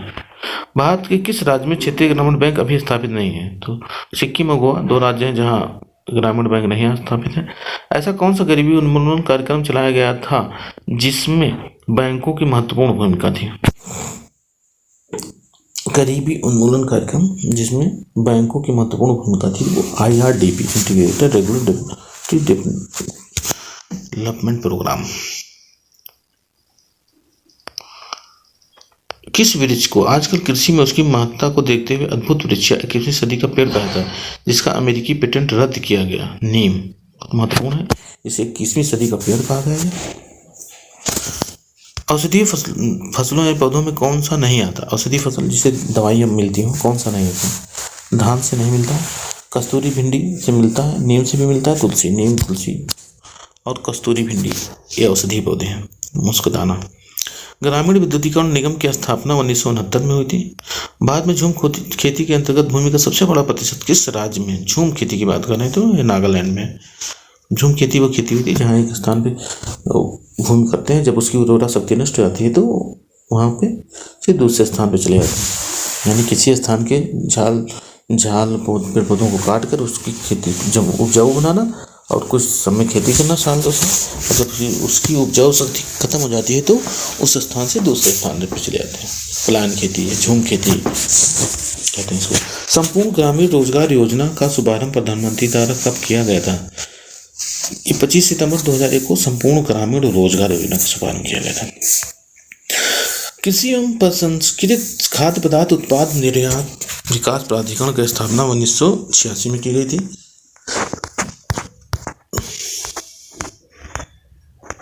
आगे देखते हैं 191वां प्रश्न। ग्रामीण इलाकों में सबसे बड़ी समस्या निम्नलिखित में से किसकी है, जो गांवों के विकास के लिए अत्यंत महत्व के समझे जाते हैं? वो है प्राथमिक शिक्षा का अभाव। गरीबी नहीं उतना महत्व रखती, स्वास्थ्य सुविधाओं का अभाव, प्राथमिक शिक्षा का अभाव, सिंचाई की कमी। ग्रामीण क्षेत्रों में पशुओं में खुरपका मुंहपका रोग फैलता है, जिसके लक्षण क्या है? खुद तथा मुंह में छाले घावों का होना, पशु का निरंतर दुर्बल होना, पशु का खाना पीना चलना आदि का कठिन होना, ये सब सभी हैं। गांव में पशुओं की बीमारी वाले कौन से संक्रामक रोग हैं? टीबी, पकनी, स्वाइन फीवर, ये सब संक्रामक रोग हैं। केंद्र सरकार की बहुप्रत्याशित उज्ज्वला योजना का टैगलाइन क्या है? स्वच्छ ईंधन बेहतर जीवन। ये उज्ज्वला योजना है, इसमें गैस दिया, एलपीजी सिलेंडर मुफ्त दिया जा रहा था, उसका जो टैगलाइन था स्वच्छ ईंधन बेहतर जीवन। राष्ट्रीय ग्रामीण पेयजल कार्यक्रम के अंतर्गत 2022 तक देश में हर ग्रामीण व्यक्ति को उनके घरेलू परिसरों में या उनके घरों से क्षैतिज या ऊर्ध्वाधर दिशा में 50 मीटर की दूरी से कम पर कितने लीटर प्रति व्यक्ति प्रतिदिन पेयजल उपलब्ध होना चाहिए? यहाँ 70 लीटर प्रति व्यक्ति प्रतिदिन पेयजल उपलब्ध होने की बात कही थी। 50 मीटर की दूरी पर उसको स्वच्छ पेयजल उपलब्ध हो सके, यानी 1 लीटर एक आदमी 70 लीटर एक आदमी एक दिन में उपयोग कर सके। पशु बीमा योजना शुरू किया गया था 1974 में। पशु बीमा योजना शुरू हुआ। भारत में स्वास्थ्य अनुसंधान की स्थापना हुई थी 2007 में। स्वास्थ्य अनुसंधान राष्ट्रीय मानसिक स्वास्थ्य कार्यक्रम का प्रारंभ किया गया था 1942। स्वागत मित्रों हमारे चैनल लेट्स लर्न में। मिशन राजस्व लेखपाल के तहत हम लोग ग्राम समाज एवं विकास से संबंधित प्रश्नों की चर्चा करेंगे आज। 201 प्रश्न से आशा का संबंध किस विभाग से है? ये स्वास्थ्य विभाग से संबंधित है। हर गांव में एक आशा होती है जो महिलाओं एवं बच्चों के स्वास्थ्य के संबंध में आंकड़े रखती है अपने पास और उनको आवश्यकता अनुसार स्वास्थ्य सुविधाएं उपलब्ध कराती रहती हैं। यानी ग्रामीण जनसंख्या और अस्पताल के बीच की कड़ी होती है आशा। निर्मल भारत अभियान का संबंध निम्नलिखित में से किससे है? ये ऊपर हमने बताया था। गांव में स्वच्छ शौचालय एवं स्वच्छ वातावरण के विकास से संबंधित है, गांव को स्वच्छ रखना। आगे देखते हैं मित्रों, कृषि कार्य में लगे ट्रैक्टर की आवाज़ किस स्तर से अधिक नहीं होनी चाहिए? यानी उसके ऊपर प्रदूषण की सीमा में आता है 90 डेसिबल। 90 डेसिबल हमारे कानों की जो क्षमता है, जो हमारे लिए प्रदूषण मुक्त है, वो 35 से 85 डेसिबल तक की ध्वनि हमारे लिए उचित है। उससे ऊपर की ध्वनि हमारे लिए ध्वनि प्रदूषण का कार्य करती है। डेसिबल ध्वनि मापन की इकाई है। उत्तर प्रदेश की प्रमुख व्यावसायिक फसल क्या है? गन्ना उत्तर प्रदेश की प्रमुख व्यावसायिक फसल है। उत्तर प्रदेश के किन जिलों में पटसन की खेती की जाती है? देवरिया और गोरखपुर।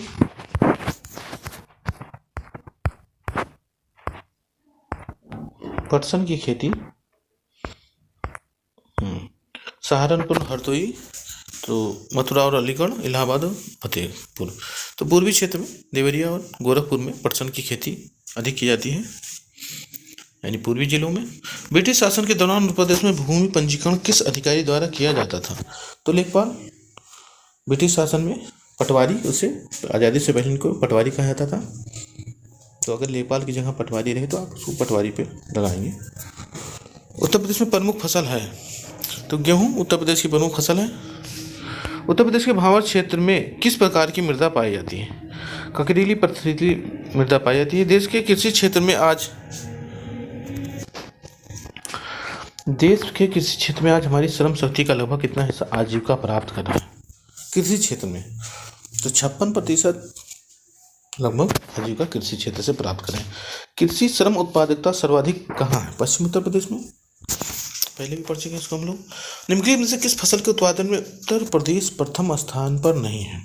हम देखते हैं, गेहूं में प्रथम स्थान पर है, आंवला में भी प्रथम स्थान पे है और दूध में भी प्रथम स्थान। चावल में पश्चिम बंगाल नंबर 1 पे।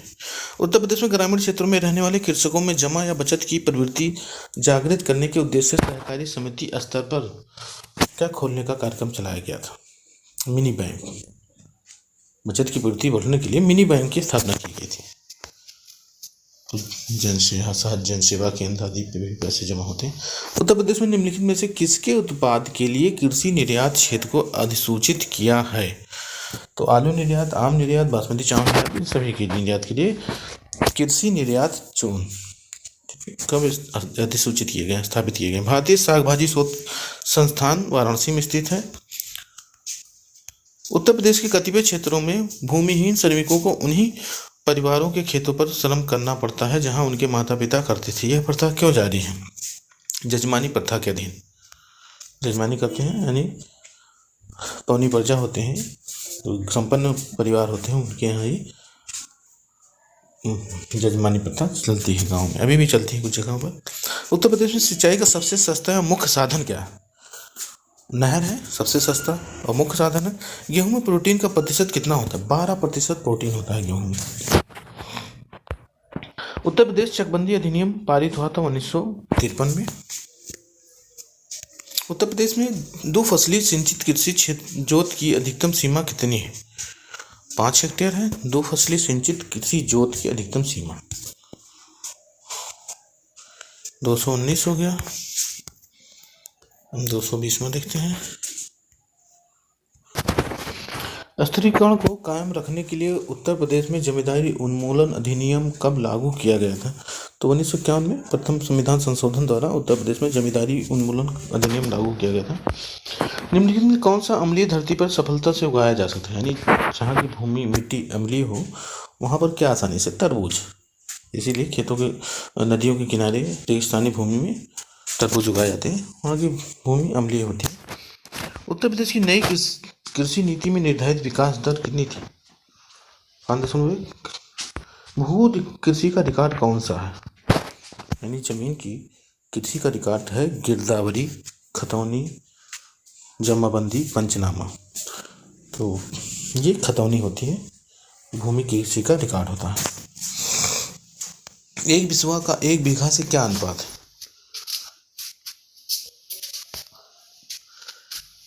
1 बिस्वा का 1 बीघा से 20वां भाग होता है, 20वां होता है। 1 एकड़ में कितने वर्ग गज के बराबर होता है? 4840। 1 एकड़ में 4840 वर्ग गज होता है। भारत के ग्रामीण अंचलों में सहकारिता विभाग के संगठन का मुख्य दृष्टिकोण है कृषकों को सस्ते ऋण की सुविधा उपलब्ध कराना, ग्रामीण एवं शहरी जनता के निर्बल और निर्धन वर्ग को समृद्धिशील बनाकर उनके स्तर को ऊंचा करना। यही है सहकारिता विभाग का मुख्य उद्देश्य। अगला देखते हैं, उत्तर प्रदेश में विधानमंडल क्षेत्र विकास निधि यानी विधायक निधि का परिचालन किस विभाग द्वारा किया जाता है?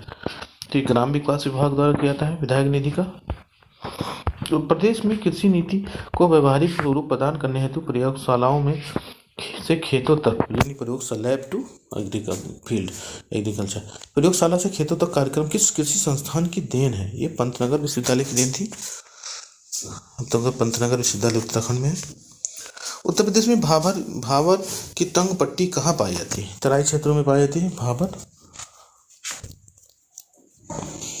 अब तराई, भाबर, उसके बाद तराई। सर टॉमस मुंडो किस भू राजस्व बंदोबस्त से संबंधित है? रैयतवाड़ी व्यवस्था से। विशिष्ट कृषि में किसान अपने जोत से अपनी कुल आय का कम से कम कितना प्रतिशत प्राप्त करता है? विशिष्ट कृषि से 50% वो प्राप्त करता है। पूंजीवादी खेती किन देशों में प्रचलित है?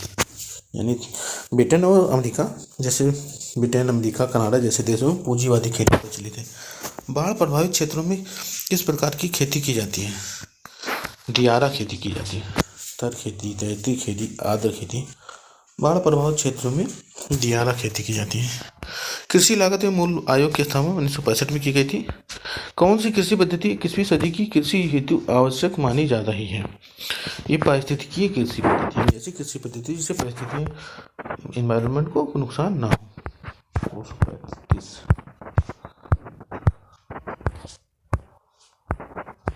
आगे देखते हैं 236वां क्वेश्चन। FCI के खाद्यान्नों कि आर्थिक लागत और निर्गमन मूल्य के बीच अंतर की प्रतिपूर्ति सरकार द्वारा कैसे की जाती है। ये खाद्य अनुदान, खाद्य सब्सिडी देकर। पर्माकल्चर किसका पर्यायवाची है, यानी पर्याय है। पारिस्थितिकी कृषि का पर्माकल्चर। भारत में सामान्यतः खेती की कौन सी पद्धति अपनाई जाती है। यहाँ विशिष्ट खेती होती है मुख्य रूप से भारत में, और जिस छोटे किसान मिश्रित खेती भी करते हैं। ड्रिप सिंचाई पद्धति का जन्म स्थान कहाँ माना जाता है। इजराइल। ड्रिप सिंचाई पद्धति का जन्म इजराइल में हुआ था। भूरी क्रांति संबंधित है उर्वरक से। इसी तरह गोल क्रांति आलू से, लाल टमाटर और मांस उत्पादन से संबंधित है, गुलाबी प्याज से। तो और भी क्रांतियां हैं जिसका हम एक वीडियो बनाएंगे। सामूहिक कृषि का प्रचलन सर्वप्रथम किस देश में शुरू किया गया था। सामूहिक कृषि सोवियत संघ में शुरू किया गया था। धूसर क्रांति का संबंध है उर्वरक उत्पादन से। समोच्च कृषि किन क्षेत्रों में अपनाई जाती है। पहाड़ी क्षेत्रों में, अपरदन प्रभावित पहाड़ी क्षेत्रों में समोच्च कृषि। उस क्रांति को कौन सी संज्ञा प्रदान की गई है जिसके अंतर्गत कृषि क्षेत्र के सभी अवयवों की समन्वित विकास की अवधारणा समाहित है। इंद्रधनुषी क्रांति कहते हैं। सभी अवयव समन्वित हैं इसमें। संसार में किस फसल का उत्पादन तथा क्षेत्रफल सर्वाधिक है। तो चावल यानी धान का उत्पादन और क्षेत्रफल विश्व में सबसे अधिक है, और नंबर 1 पे है चीन, नंबर 2 पे भारत। रक्षा अधिग्रहण परिषद की अध्यक्षता करते हैं केंद्रीय रक्षा मंत्री। प्रधानमंत्री कौशल विकास योजना के तहत देश का प्रथम प्रधानमंत्री कौशल केंद्र स्थापित किया गया है नई दिल्ली में। तेजस्विनी सामाजिक आर्थिक सशक्तिकरण योजना हेतु वित्त पोषण करने वाली अंतर्राष्ट्रीय संस्थान है विश्व बैंक। संपूर्ण ग्रामीण रोजगार योजना में EAS यानी एम्प्लॉयमेंट एश्योरेंस स्कीम एवं JGSY जवाहर ग्रामीण समृद्धि योजना दोनों को मिलाया गया 25 सितंबर 2001 को। कमर्शियल बैंक एवं क्षेत्रीय ग्रामीण बैंक किसानों के लिए क्रेडिट कार्ड योजना शुरू की गई थी 1998 में अटल बिहारी के समय। अम्बेडकर विशेष रोजगार योजना के अंतर्गत सामान्य श्रेणी के लाभार्थियों के लिए उपलब्ध इकाई लागत प्रतिशतता एवं अधिकतम आर्थिक सहायता सब्सिडी धनराशि क्या है। देखिए, अम्बेडकर विशेष रोजगार योजना के अंतर्गत समान श्रेणी के लाभार्थियों के लिए उपलब्ध इकाई लागत प्रतिशतता 25% है, और अधिकतम आर्थिक सहायता यानी सब्सिडी जो दी जाएगी 7500 रुपये।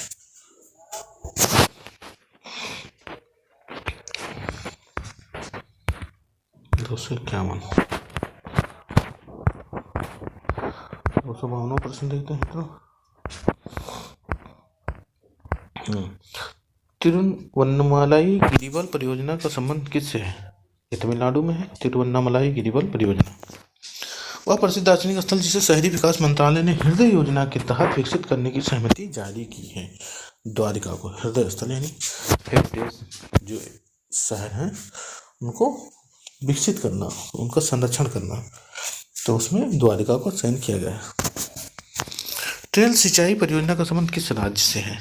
जम्मू कश्मीर से है। ट्रेल सिंचाई परियोजना जम्मू कश्मीर। तो केंद्र सरकार की महत्वाकांक्षी परियोजना ऊर्जा गंगा क्या है। गैस पाइपलाइन परियोजना है ऊर्जा गंगा। देश का प्रथम राज्य जहां केरोसिन योजना में प्रत्यक्ष लाभ हस्तांतरण योजना को शामिल किया गया यानी पहल झारखंड में लागू किया गया PDS प्रणाली। ग्रामीण डाक बीमा योजना शुरू किया गया था 1995 में। ग्रामीण डाक बीमा योजना 1995 में। प्रत्येक 10 गांवों के समूह के लिए युवा विकास केंद्र स्थापित करने की योजना 1994-95 में लागू की गई थी। समर्थ योजना में प्रोत्साहित किया जाता है विधवा, तलाकशुदा, उपेक्षित महिलाओं को तकनीकी शिक्षा प्राप्त करने के लिए, यानी समर्थ बनाया जाता है उनको ये सब प्राप्त करा के। भारत में योजना आयोग का गठन किस वर्ष किया गया था जिसमें ये 4 योजना निर्माण संसाधन की व्यवस्था, योजना कानून, योजना समीक्षाएं तय की गई। ये 1950 में स्थापना की गई थी योजना आयोग की, अप्रैल 1950। निम्नलिखित में कौन योजना आयोग तथा राज्य सरकारों के बीच समन्वयकर्ता का कार्य करता है। राष्ट्रीय विकास परिषद यानी नेशनल डेवलपमेंट काउंसिल NDC यही योजना आयोग के पंचवर्षीय योजनाओं का अनुमोदन भी करता था। अब तो योजना आयोग खत्म हो गया, नीति आयोग आ गया। केंद्रीय ऊर्जा मंत्रालय द्वारा प्रारंभ प्रधानमंत्री सहज बिजली हर घर योजना के तहत प्रारंभ हुए पोर्टल का नाम है सौभाग्य। प्रधानमंत्री सहज बिजली हर घर योजना। केंद्र सरकार की महत्वाकांक्षी प्रधानमंत्री जनधन योजना का नारा है, जनधन का नारा है मेरा खाता भाग्य विधाता। ट्राइसन योजना का संबंध किससे था? ट्राइसन योजना का संबंध था निर्धनता निवारण से। निम्नलिखित ट्राइसन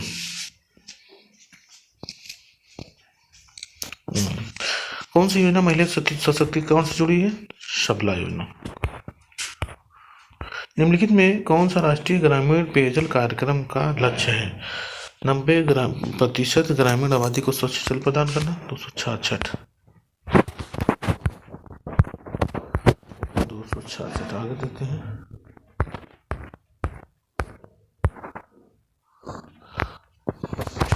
यही था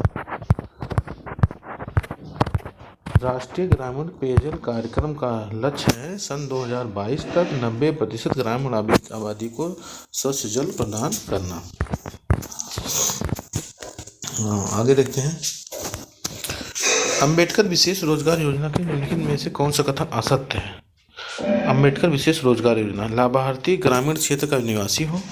ऐसे लाभार्थी को प्राथमिकता दी जाती है जो स्वर्ण जयंती ग्राम स्वरोजगार योजना यानी आजीविका मिशन या अन्य योजना अन्य विभागों से प्रशिक्षण प्राप्त हो।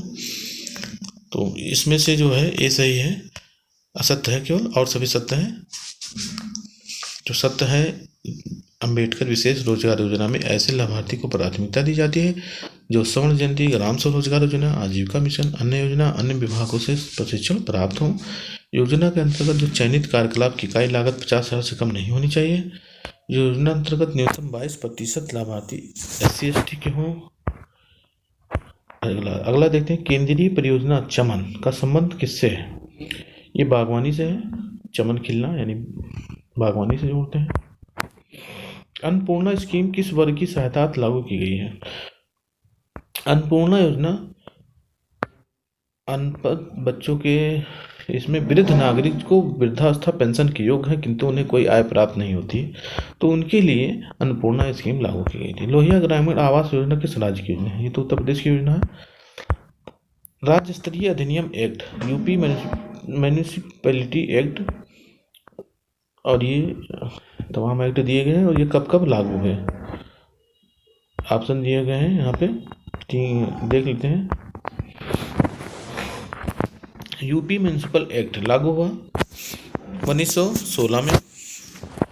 Bihar wasteland act, reclamation cultivation and improvement act 1946 में लागू हुआ।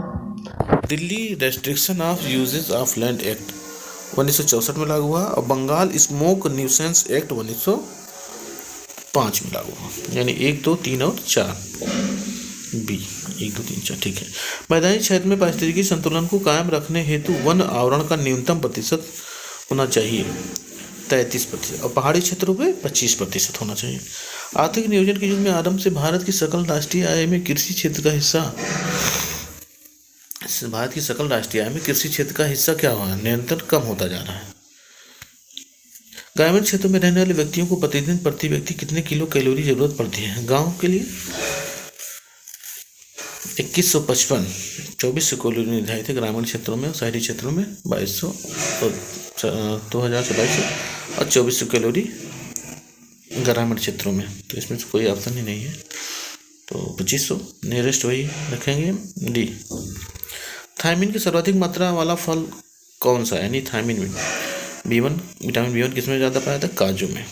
शस्य गहनता कितने प्रतिशत से अधिक होने पर उसे गहन कृषि की उपमा दी जाती है? 200 दो ऑप्शन है इसमें, ए और सी। क्षेत्र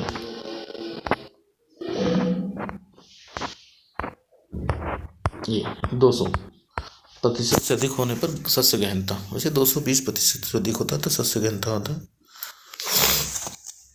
ऑप्शन नहीं है। झूमिंग खेती किन क्षेत्रों में होती है? पूर्वोत्तर के देशों में होती, राज्यों में होती, नागालैंड, मिजोरम, असम, मेघालय। निम्नलिखित में से कौन सी योजना 2011 से राष्ट्रीय ग्रामीण आजीविका मिशन के रूप में चलाई जा रही है? 2011 से स्वर्ण जयंती ग्राम स्वरोजगार योजना। प्रारंभिक शिक्षा एवं साक्षरता विभाग द्वारा प्रारंभिक शिक्षा कोष की शुरुआत कब की गई?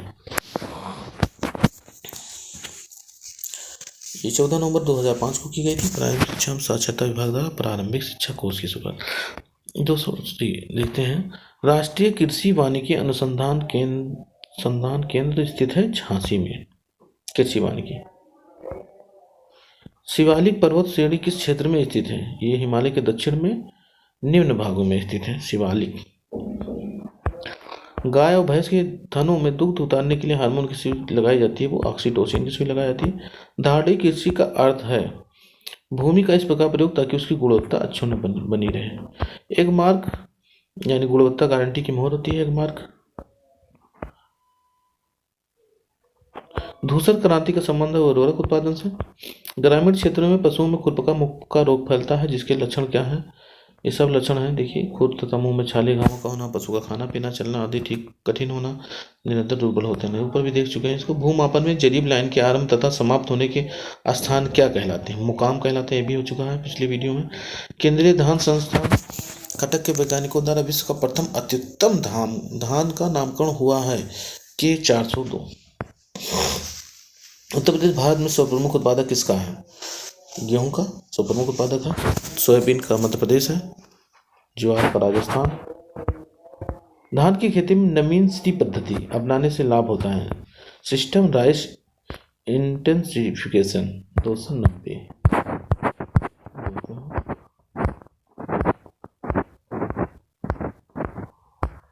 लाभ होता है किसका? जल बचत का, फसल उत्पादकता में वृद्धि का, श्रम बचत यानी समय। जल की बचत होता है, श्रम का बचत होता है, फसल उत्पादकता में वृद्धि। किसी श्रमिक सामाजिक सुरक्षा योजना उपलब्ध कराती है? ग्राम स्तर पर अधिक गुणवत्तायुक्त जीवन नहीं, किसी श्रमिक सामाजिक सुरक्षा से पेंशन तथा बीमा लाभ ये उपलब्ध कराती है। किस स्वपरागित फसल में संकर किस्में उगाई जा रही हैं? धान। सेल्फ पोलिनेशन से संकर किस्में उगाई जाए। दलहनी फसलों के उत्पादन हेतु कौन सा तत्व आवश्यक है? तो कोबाल्ट। दलहनी फसलों की गांठें होती हैं जड़ों में, उनमें कोबाल्ट। मीट्रिक जरीब में कड़ियों की संख्या कितनी होती है? 100 होती है इसमें। मीट्रिक जरीब में कड़ियों की संख्या 100। गाय की जो नस्ल अधिक दूध देती है वो है साहिवाल गाय, सबसे अधिक दूध देती है। भारत में सीमांत किसानों की सहभागिता समस्त कृषि समुदाय में कितना है? सीमांत किसान कितने हैं? 67%। तो यानी जिनके पास 1 हेक्टेयर से कम भूमि उन्हें सीमांत किसान कहते हैं, और ऐसे किसानों की संख्या 67% है। यानी 33% किसान सीमांत किसान नहीं है, उनके पास अधिक खेत है, 1 हेक्टेयर से अधिक। भारत में कृषि को समझा जाता है एक जीविकोपार्जन का साधन समझा जाता है, व्यवसाय के रूप में नहीं है। व्यवसाय के रूप में अमेरिका, ब्रिटेन, कनाडा में है। भारतीय कृषि में निम्न उत्पादकता का कारण आवश्यकता से अधिक लोगों का कृषि कार्यों में लगे रहना। हाँ, छिपी बेरोजगारी ये भी सही है। जोत का छोटा आकार ये भी सही है। उत्पादन की पिछड़ी नीति ये सब सही है। अन्न भंडारण हेतु अन्न में नमी की कितनी प्रतिशत मात्रा समुचित है? 12% कम नमी होनी चाहिए, नहीं तो अन्न भंडारण होने के चांसेस रहते हैं। प्रयोगशाला से खेत तक कार्यक्रम शुरू किया गया था 1979 में। इस तरह से मित्रों 100 प्रश्न हो गए। धन्यवाद मित्रों, आगे फिर मिलते हैं अगले वीडियो में, तब तक हमसे बने रहिए। धन्यवाद।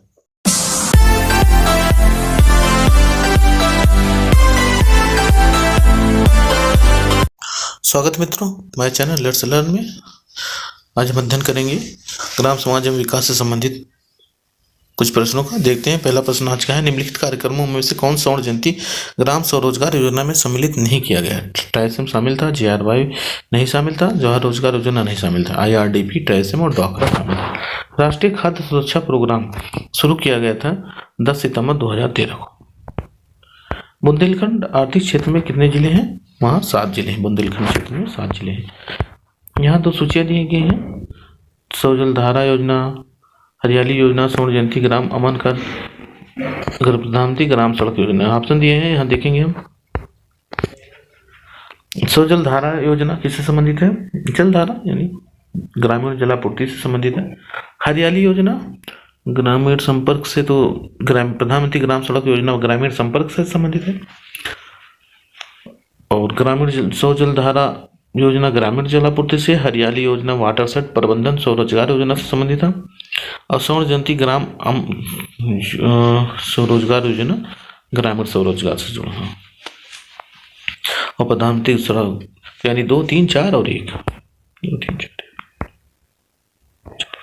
अगला देखते हैं, राष्ट्रीय ग्रामीण स्वास्थ्य मिशन NRHM लॉन्च किया गया था 2005 में।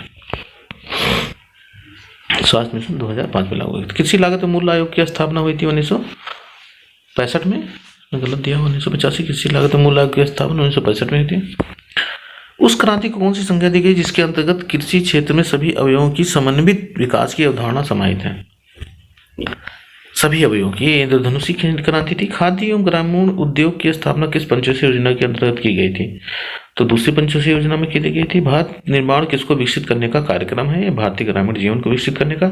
नेफेड संबंधित है कृषि उत्पादों के विपणन से।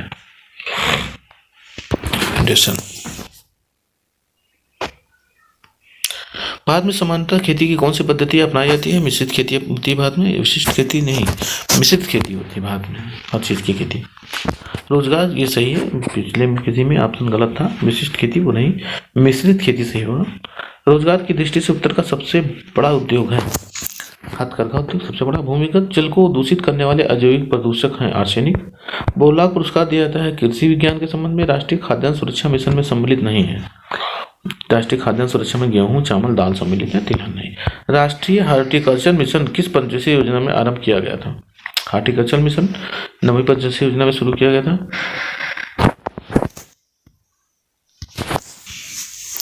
प्राय उत्तरी भारत में रबी की फसल पैदा की जाती है गेहूं। भारत में जमींदारी भू व्यवस्था किसके काल में लागू की गई थी? लॉर्ड कॉर्नवालिस के समय में। गेहूं की सिंचाई हेतु अति क्रांतिक अवस्था है जब ताज निकलने की अवस्था, ये सही है। ग्रीष्म ऋतु की फसलों की अवधि होती है अप्रैल से जून।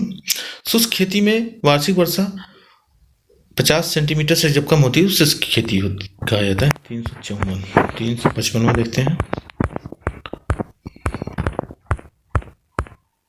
निम्नलिखित में से कौन सा सही समूह नहीं है? इंडस्ट्रीज डेवलपमेंट एंड रेगुलेशन तथा अमेंडमेंट एक्ट केंद्रीय अधिनियम 1974 कौन सही समूह नहीं है?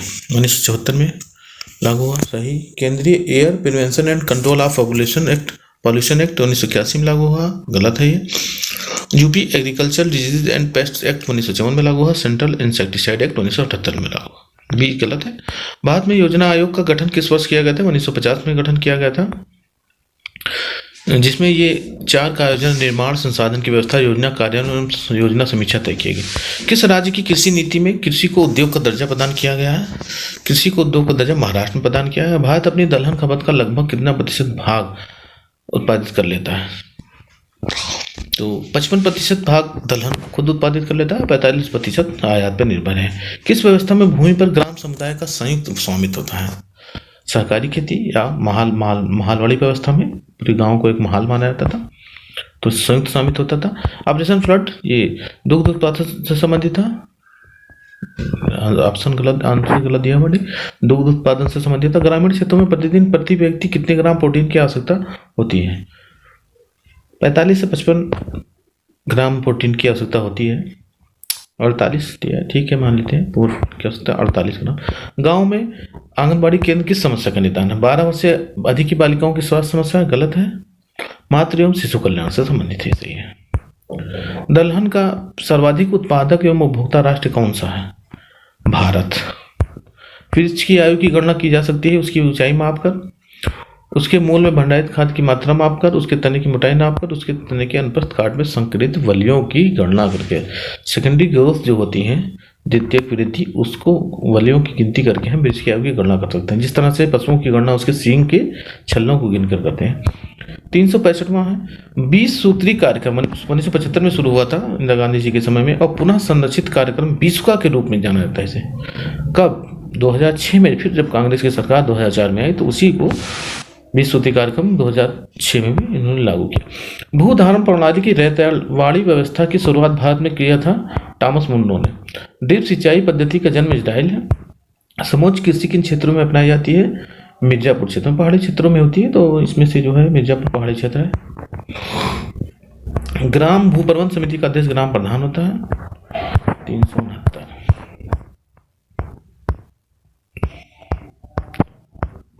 17वां देखते हैं, वसूली कीमत समानता किस स्तर पर निर्धारित की जाती है? बाजार कीमत से कम पर वसूली कीमत निर्धारित की जाती है। विश्व में किस फसल का उत्पादन एवं क्षेत्रफल सर्वाधिक है? तो धान यानी चावल। दलहन का सर्वाधिक उपभोक्ता राष्ट्र भारत, उत्पादक भी है उपभोक्ता भी है। भारत में किस मृदा का क्षेत्रफल सर्वाधिक है? भारत में जलोढ़ मिट्टी सबसे अधिक है। सुमेलित कौन सा नहीं? तेल रिफाइनरी मथुरा में है, सही है। इंदिरा टेलीफोन इंडस्ट्री रेली में, ये भी सही है। आयुध पुष्कर निर्माण फिरोजाबाद में, डीजल, ये भी सही है। डीजल लोकोमोटिव वर्क्स वाराणसी में, लखनऊ वाला। कौन कृषि पद्धति 21वीं सदी की कृषि हेतु आवश्यक मानी जा रही है? पारिस्थितिकी कृषि को आवश्यक माना जाए, इससे पर्यावरण के अनुकूल है खेती। पारिस्थितिकी कृषि का मतलब पर्यावरण अनुकूल खेती। निम्नलिखित में से कौन सा कथन सौजल धारा योजना के लिए शब्द है? यह राज्य सरकार के स्वामित्व में है या केंद्र सरकार तथा स्थानीय समुदाय के स्वामित्व है? सौजल धारा। भारत में हरित क्रांति लाने का श्रेय एम एस स्वामीनाथन को है। भारत उत्तर प्रदेश की पंचायती राज संस्थाओं में कितने प्रतिशत पद महिलाओं के लिए आरक्षित है? 33%, यानी 3। ग्रामीण क्षेत्रों में शहरी सुख सुविधाएं प्रदान करना योजना किसके द्वारा प्रतिपादित है? पूरा एपीजे अब्दुल कलाम। हरित क्रांति में अधिक उपज देने वाले उन्नत बीजों का प्रयोग हुआ जिनके लिए आवश्यक है अधिक उर्वरक तथा अधिक पानी। एनीमिया का मुख्य कारक क्या है? लौह तत्व की कमी। कृषि में विभिन्न किस्मों के उर्वरकों एनपीके का उपयोग किस संतुलित अनुपात में किया जाता है? एनपीके यानी 4:2:1 के अनुपात में। नाइट्रोजन 4, फास्फोरस या फास्फेट 2 और पोटेशियम 1। गांव में पशुओं की बीमारी वाले कौन से संक्रामक रोग हैं? टीबी, पुकनी, स्वाइन फ्लू तीनों हैं। उत्तर प्रदेश में कुटुंब न्यायालय किस विषय से संबंधित सुनवाई नहीं करता है? कुटुंब यानी पारिवारिक न्यायालय क्या नहीं सुनता है? देखते हैं।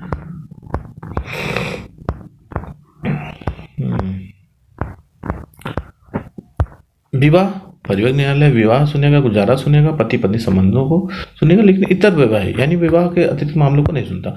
उत्तर प्रदेश में उर्वरक आपूर्ति हेतु अनुदान किस प्रकार के उर्वरकों पर दिया जाता है? उर्वरक आपूर्ति हेतु अनुदान दिया जाता है पोटेशियम एवं फास्फेट दोनों प्रकार के उर्वरकों पर अनुदान। नारियल के उत्पादन पर नहीं दिया जाता है।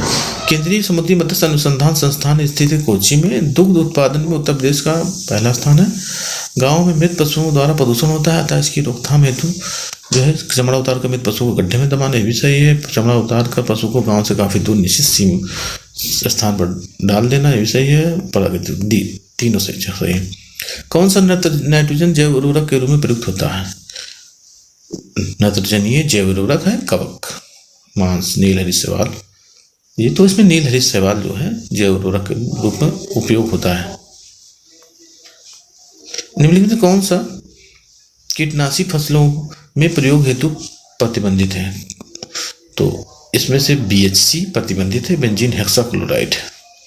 बूंद बूंद सिंचाई उपयुक्त है वृक्षीय फसलों के लिए, उच्च कीमत वाली सब्जियों के लिए, चाय बागान के लिए, उपयुक्त सभी के लिए सही है। वृक्षीय फसलों के लिए, उच्च कीमत वाली सब्जियों के लिए, चाय बागान। स्वाधार योजना का संबंध है ये बी, जीवन में कठिन परिस्थितियों को प्राप्त महिलाओं की सहायता करना। स्वाधार तो तकनीकी कुशलता, जीवन में कठिन परिस्थितियों को प्राप्त महिलाओं की सहायता करना।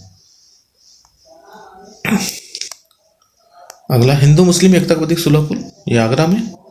कुफरी आलू की फसल किस्म है।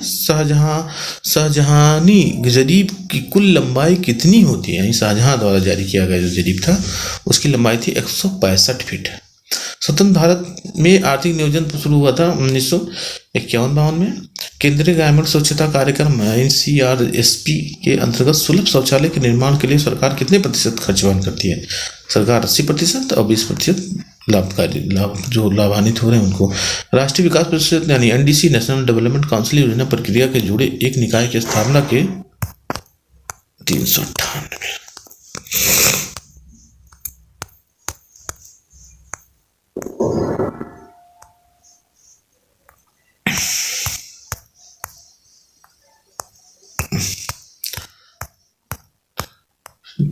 से अगले वीडियो में देखते हैं मित्रों। धन्यवाद बने रहने के लिए।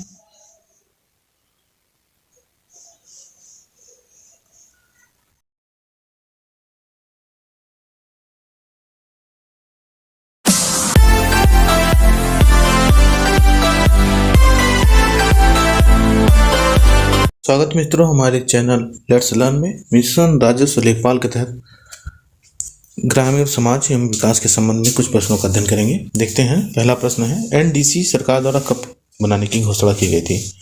एनडीसी बनाने यानी राष्ट्रीय विकास परिषद बनाने की घोषणा सरकार द्वारा 1952 में की गई थी। किस पंचवर्षीय योजना में कृषि ने ऋणात्मक विकास प्रदर्शित किया? तो वो तीसरी पंचवर्षीय योजना थी, किसने ऋणात्मक विकास प्रदर्शित किया था। खरीफ की फसल है इसमें से सोयाबीन खरीफ की फसल है। उत्तर प्रदेश में सर्वाधिक साक्षर जिला निम्नलिखित में से लखनऊ, गौतम बुद्ध नगर, गाजियाबाद और इलाहाबाद में गाजियाबाद सर्वाधिक साक्षर है। SGSY योजना के अंतर्गत ग्रुप अप्रोच का संबंध यानी सेल्फ हेल्प ग्रुप निर्माण में कितने व्यक्ति हो सकते हैं? 10 से 20 व्यक्ति हो सकते हैं स्वयं सहायता समूह में। भारत में सार्वजनिक वितरण प्रणाली की व्यवस्था 1950 में ही हो गई थी। स्कूल के बच्चों के लिए MD व्यवस्था 1995 में शुरू हुई थी। International crop research institute for the semi arid tropics Hyderabad में स्थित है। भारतीय किसानों को वित्तीय आवश्यकताओं की पूर्ति हेतु अल्पकालीन ऋण की अवधि जो होती है वो 15 महीने से कम की होती है। ग्रामीण एवं शहरी क्षेत्रों में किस रोग के नियंत्रण हेतु BCG का टीका लगवाया जाता है? BCG का टीका TB से बचाव के लिए यानी क्षय रोग से बचाव के लिए लगाया जाता है। 15 दिन से 1.5 महीने का 9 महीने से 1.5 महीने तक के बच्चों को लगता है 9 दिन से। शीर्ष केसर उत्पादक राज्य जम्मू कश्मीर। महिला समृद्धि योजना ग्रामीण महिलाओं में किस प्रवृत्ति को प्रोत्साहित करने के लिए प्रारंभ की गई है? ये आत्मनिर्भर बनाने की प्रवृत्ति के लिए, बचत की प्रवृत्ति, आर्थिक दृष्टि से स्वतंत्र बना नहीं, केवल B आत्मनिर्भर बनाने के लिए। व्यापक फसल बीमा योजना के स्थान पर राष्ट्रीय कृषि बीमा योजना 1999 में लागू की गई थी। ग्रामीण क्षेत्रों से पलायन का कारण है भूमिहीन कृषक, सही है। जनसंख्या की तीव्रता और गरीबी एवं बेरोजगारी, ये सभी कारण हैं। भारत के किस क्षेत्र में दूध की उपलब्धता सबसे कम है? पूर्वोत्तर भारत में दूध की उपलब्धता सबसे कम है। उत्तर प्रदेश की प्रमुख तिलहनी फसल है राई और सरसों। 414 देखते हैं। किसान क्रेडिट कार्ड यानी KCC की वार्षिक समीक्षा की शर्त पर 3 साल के लिए वैध होता है। निम्नलिखित में से किस उपकरण का प्रयोग भूमापन में नहीं किया जाता है? तो इसमें पायरोमीटर ताप मापने की इकाई है, ताप मापा जाता है पायरोमीटर से, और सभी भूमापन के प्रयोग होते हैं, जरीब, कंपास। विशेष कृषि उपज योजना का संबंध है कि कृषि पदार्थों के निर्यात के उछाल से थ्रस्ट से संबंधित है। विशेष कृषि उपज योजना खरीफ ऋतु में ग्रामीण क्षेत्रों में देखी जा सकती है। खरीफ में हम धान की फसल देखते हैं। प्रधानमंत्री ग्रामोदय योजना को प्रारंभ करने का मुख्य उद्देश्य था मूलभूत ग्रामीण आवश्यकताओं को पूरा करना। राष्ट्रीय ग्रामीण संस्थान हैदराबाद में स्थित है। प्रदेश में तंबाकू की कृषि की जाती है खाने तथा हुक्का पीने के लिए। तंबाकू भारत की कृषि साख के संस्थागत स्रोत निम्न में से कौन से हैं? ये सभी स्रोत हैं, तो इनके घटते क्रम में देखना है, सही अनुक्रम घटते के। सबसे ज़्यादा वाणिज्यिक स्रोत है, बैंक है से, और फिर दूसरा सहकारी बैंक और क्षेत्रीय ग्रामीण बैंक तीसरे स्थान पर आते हैं। योगदान है कृषि क्षेत्र में। भूरी क्रांति उर्वरक से संबंधित है। उत्तर प्रदेश में सिंचाई का मुख्य साधन नलकूप है, और इनको अवरोही क्रम में अगर लगाना है तो देखेंगे हम, नलकूप, फिर नहरें और तालाब एवं कुएं, और फिर अन्य साधन है। B भारत सरकार द्वारा राष्ट्रीय किसान उद्योग आयोग का गठन नवंबर 2004 में किया गया था। उत्तर प्रदेश में जैन एवं बौद्ध दोनों को प्रसिद्ध स्थल कौशाम्बी है। भारत में सार्वजनिक वितरण प्रणाली की व्यवस्था शुरू की गई थी 1950 में ही। महिला डेयरी परियोजना प्रदेश में लागू की गई थी 52 जिलों में। उत्तर प्रदेश संपूर्ण भारत का लगभग कितना खाद्यान्न उत्पादित करता है? 21%, 18.9%, 12.9, 12.3, 15.9, 21% उत्पादन करती है। लगभग यानी 1/5 भाग खाद्यान्न उत्पादन उत्तर प्रदेश करता है। 100 जल धारा योजना के लिए सत्य है। यह केंद्र सरकार एवं स्थानीय समुदाय के स्वामित्व में है। 100 जल धारा। खरपतवार नाशी कौन है इसमें से? सैंकोर और 2,4-D। एनीमिया रोग से 3 वर्ष तक की उम्र के लगभग कितने प्रतिशत बच्चे प्रभावित होते हैं? एनीमिया रोग से लगभग 74% बच्चे एनीमिया रोग से प्रभावित होते हैं, खून की कमी हो जाती है। कृषि उपज का न्यूनतम समर्थन मूल्य का निर्धारण कृषि लागत में मूल्य आयोग द्वारा किया जाता है। प्रधानमंत्री ग्राम सड़क योजना भारत सरकार ने शुरू किया था और 2000 में 25 दिसंबर 2000 अटल बिहारी जी की जयंती के अवसर पर शुरू किया गया था। कौन दलहनी फसल के अंतर्गत नहीं आती? तो दाल वाली फसलें दलहनी फसल होती हैं। तो चना, मटर, मसूर तीनों दाल के रूप में प्रयोग होती हैं। अरहर, मूंग, उर्द भी, लेकिन धान, गेहूं, जौ ये दलहनी फसल नहीं है। सोयाबीन दलहनी फसल है। School of paper technology Saharanpur में है। पंचायती राज का मुख्य उद्देश्य है विकेंद्रीकरण था, तो लोगों को विकासमूलक प्रशासन में भागीदारी योग्य बनाना। फसल उगाने की दृष्टि से खरीफ ऋतु की अवधि होती है, तो खरीफ ऋतु धान की फसल हमारी बरसात में बोई जाती है, तो जून जुलाई से अक्टूबर नवंबर तक, जून जुलाई में बोई जाती है और अक्टूबर नवंबर में काटी जाती है धान की फसल। वही है। देश के किस राज्य में 5 वर्ष की उम्र से कम उम्र के बच्चे सर्वाधिक कुपोषण में आते हैं? तो मध्य प्रदेश सबसे ज़्यादा बच्चे वहाँ बीमार कुपोषित रहते हैं। लक्षित सार्वजनिक वितरण प्रणाली में गरीबी रेखा के नीचे आने वाले परिवारों के निर्धारण का मानक क्या है? जिनकी वार्षिक आय 15,000 रुपये से कम है उन्हें BPL माना जाता है। उत्तर प्रदेश में बिरला उद्योग द्वारा संचालित एल्यूमिनियम कारखाना कहाँ स्थित है? तो रेणुकूट में है। रेणुकूट में बिरला उद्योग द्वारा संचालित एल्यूमिनियम उद्योग है। नालको मानव में रतौंधी रोग का कारक है विटामिन की कमी। बदायूं जनपद में निम्नलिखित में कौन सी नकदी फसल का उत्पादन होता है? तो बदायूं में मंथा का उत्पादन होता है जो नकदी फसल है। NMSA national mission for sustainable agriculture, तो देखते हैं यहाँ NMSA national mission for sustainable agriculture एक किसी क्षेत्र हेतु बढ़ावी योजना में नया मिशन लॉन्च किया जाना है। इसका उद्देश्य रखा है 12-17, ये तो उसका परिचित ही नहीं रह गया है। फसलों की उपज में निरंतर सतत वृद्धि रखना, उर्वरकों में जैविक खादों को मिलाकर 50-50 में उपयोग करना, भूमि की गिरती उर्वरा शक्ति को बढ़ाना, ये सभी बिंदु थे। निम्नलिखित में से कौन सा एक वृक्ष जो कभी सामाजिक वानिकी में लोकप्रिय था? ये तो यूकेलिप्टस है, कई बार पूछा गया प्रश्न है। प्रदेश के कृषि संस्थानों में उन्नत बीजों को तैयार किया जाता है। अन्य प्रदेशों से भी बीजों के मूल आते हैं। बीज निगम किसानों को बोने के लिए कौन से बीज जारी करता है? तो प्रमाणीकृत बीज होते हैं, बीज निगम द्वारा जो जारी किए जाते हैं। मिड डे मील स्कूली बच्चों हेतु सबसे बड़ा लंच प्रोग्राम शुरू किया गया था अगस्त 1995 में। लाल मिट्टियाँ पाई जाती हैं मिर्जापुर और झांसी में। दीवाने अमीर कोही नामक कृषि विभाग की स्थापना मोहम्मद बिन तुगलक द्वारा किया गया था। गांव के मुखिया को कहा जाता है ग्राम प्रधान। जिला ग्राम विकास अभिकरण का अध्यक्ष जिलाधिकारी होता है DRDO का। भारत में न्यूनतम समर्थन कीमतें सरकार द्वारा उसमें कितनी बार घोषित की जाती हैं? 2 बार घोषित की जाती हैं। कपाट का संबंध है ग्रामीण कल्याण कार्यक्रमों की सहायता व मूल्यांकन से। प्रस्तावित जननी सुरक्षा स्कीम प्रतिस्थापित करेगी तो राष्ट्रीय मातृत्व लाभ परियोजनाओं को के स्थान पर लागू की जा रही है। ग्रामीण क्षेत्रों में लगभग 50% बच्चे 5वीं कक्षा पास करने से पहले ही स्कूल छोड़ देते हैं, जिसका मुख्य कारण है स्कूलों की खराब स्थिति के कारण, गरीबी के कारण, अध्यापकों द्वारा मन से न पढ़ाना, सभी कारण हैं। Central arid zone research institute स्थित है जोधपुर में।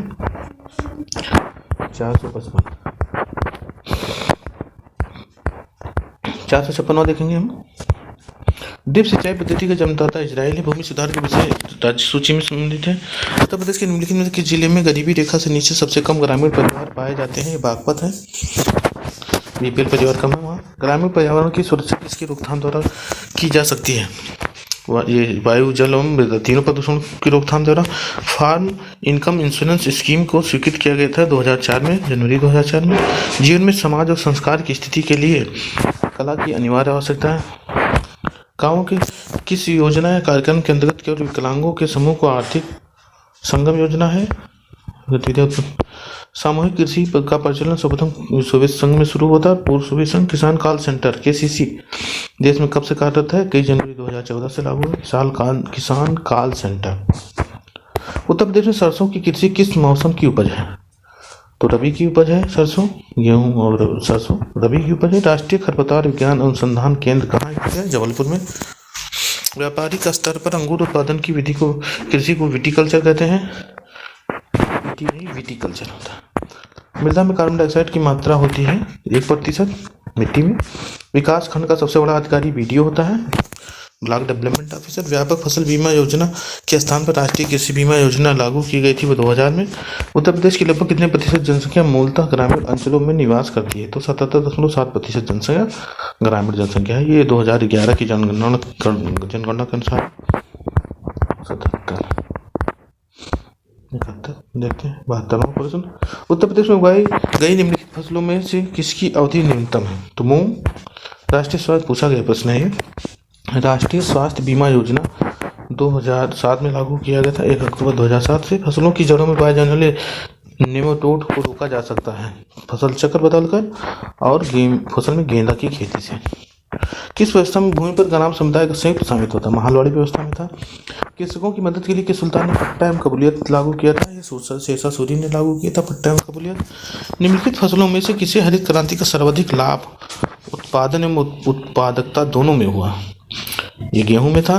भारतीय किसान यूनियन की स्थापना हुई थी 1985 में।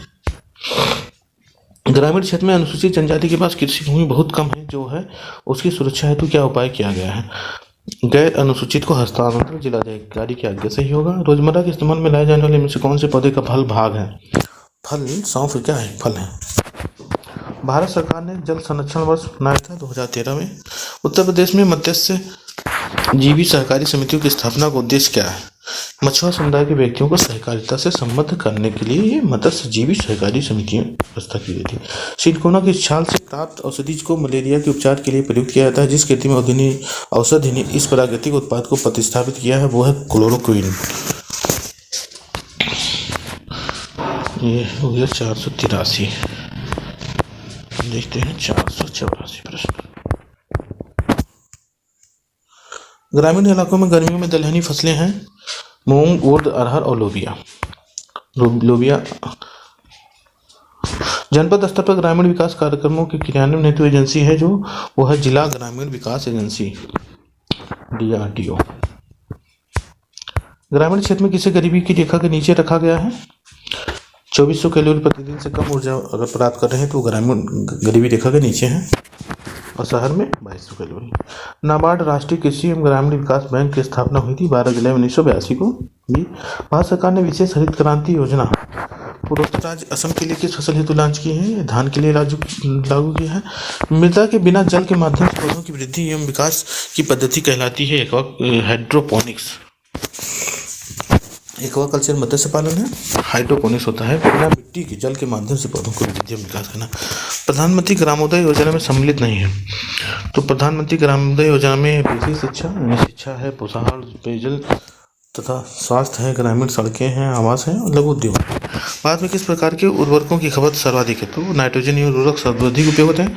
उत्तर भारत का मैनचेस्टर कहा जाता है कानपुर को। ग्रामीण क्षेत्रों में राज्य सरकार ने खेतीहर मजदूर एवं भूमि सहायता ऊसर भूमि सुधार के लिए ऊसर प्रभावित जनपदों की किस योजना को कार्यान्वित किया है? वो भूमि सेना योजना। उत्तर प्रदेश का कौन सा उद्योग हस्तकला उद्योग समर्थ में आता है?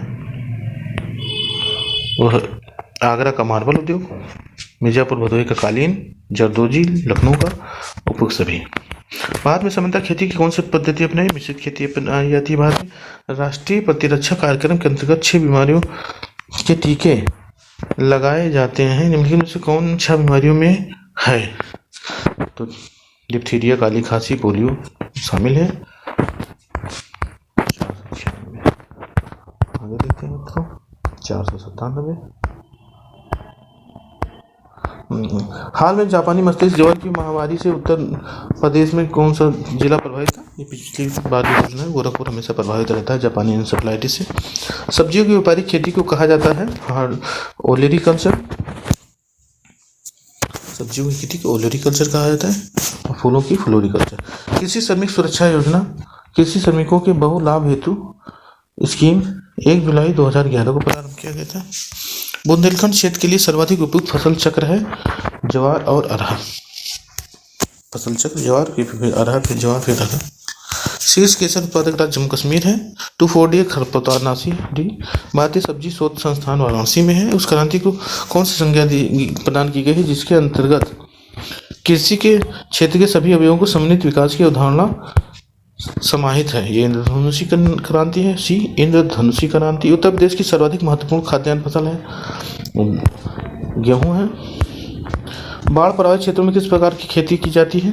तो दियारा खेती की जाती है। मृदा की घटती हुई तीव्र उर्वरता एवं उत्पादकता को बचाने के लिए किस कृषि पद्धति का उपयोग किया जाता है? तो पर्माकल्चर। घटती हुई उर्वरता और उत्पादकता को बढ़ाने के लिए परमाकल्चर का प्रयोग किया था। स्पोर्ट्स कॉलेज लखनऊ की स्थापना की गई थी 1975 में। निम्नलिखित किस्में प्रदेश में उत्पादित किए जाने वाली किस फसल की हैं? देसी, नागपुरी। तो ये संतरा की फसल किसमें है? नागपुरी, पद लड्डू। प्रधानमंत्री ग्रामोदय योजना में सम्मिलित नहीं है। क्या नहीं शामिल? बेसिक शिक्षा शामिल है, पोषाहार, पेयजल, ग्रामीण सड़कें, लघु उद्योग नहीं। बंधुआ मजदूर उन्मूलन अधिनियम संसद ने पारित किया था 1975 में।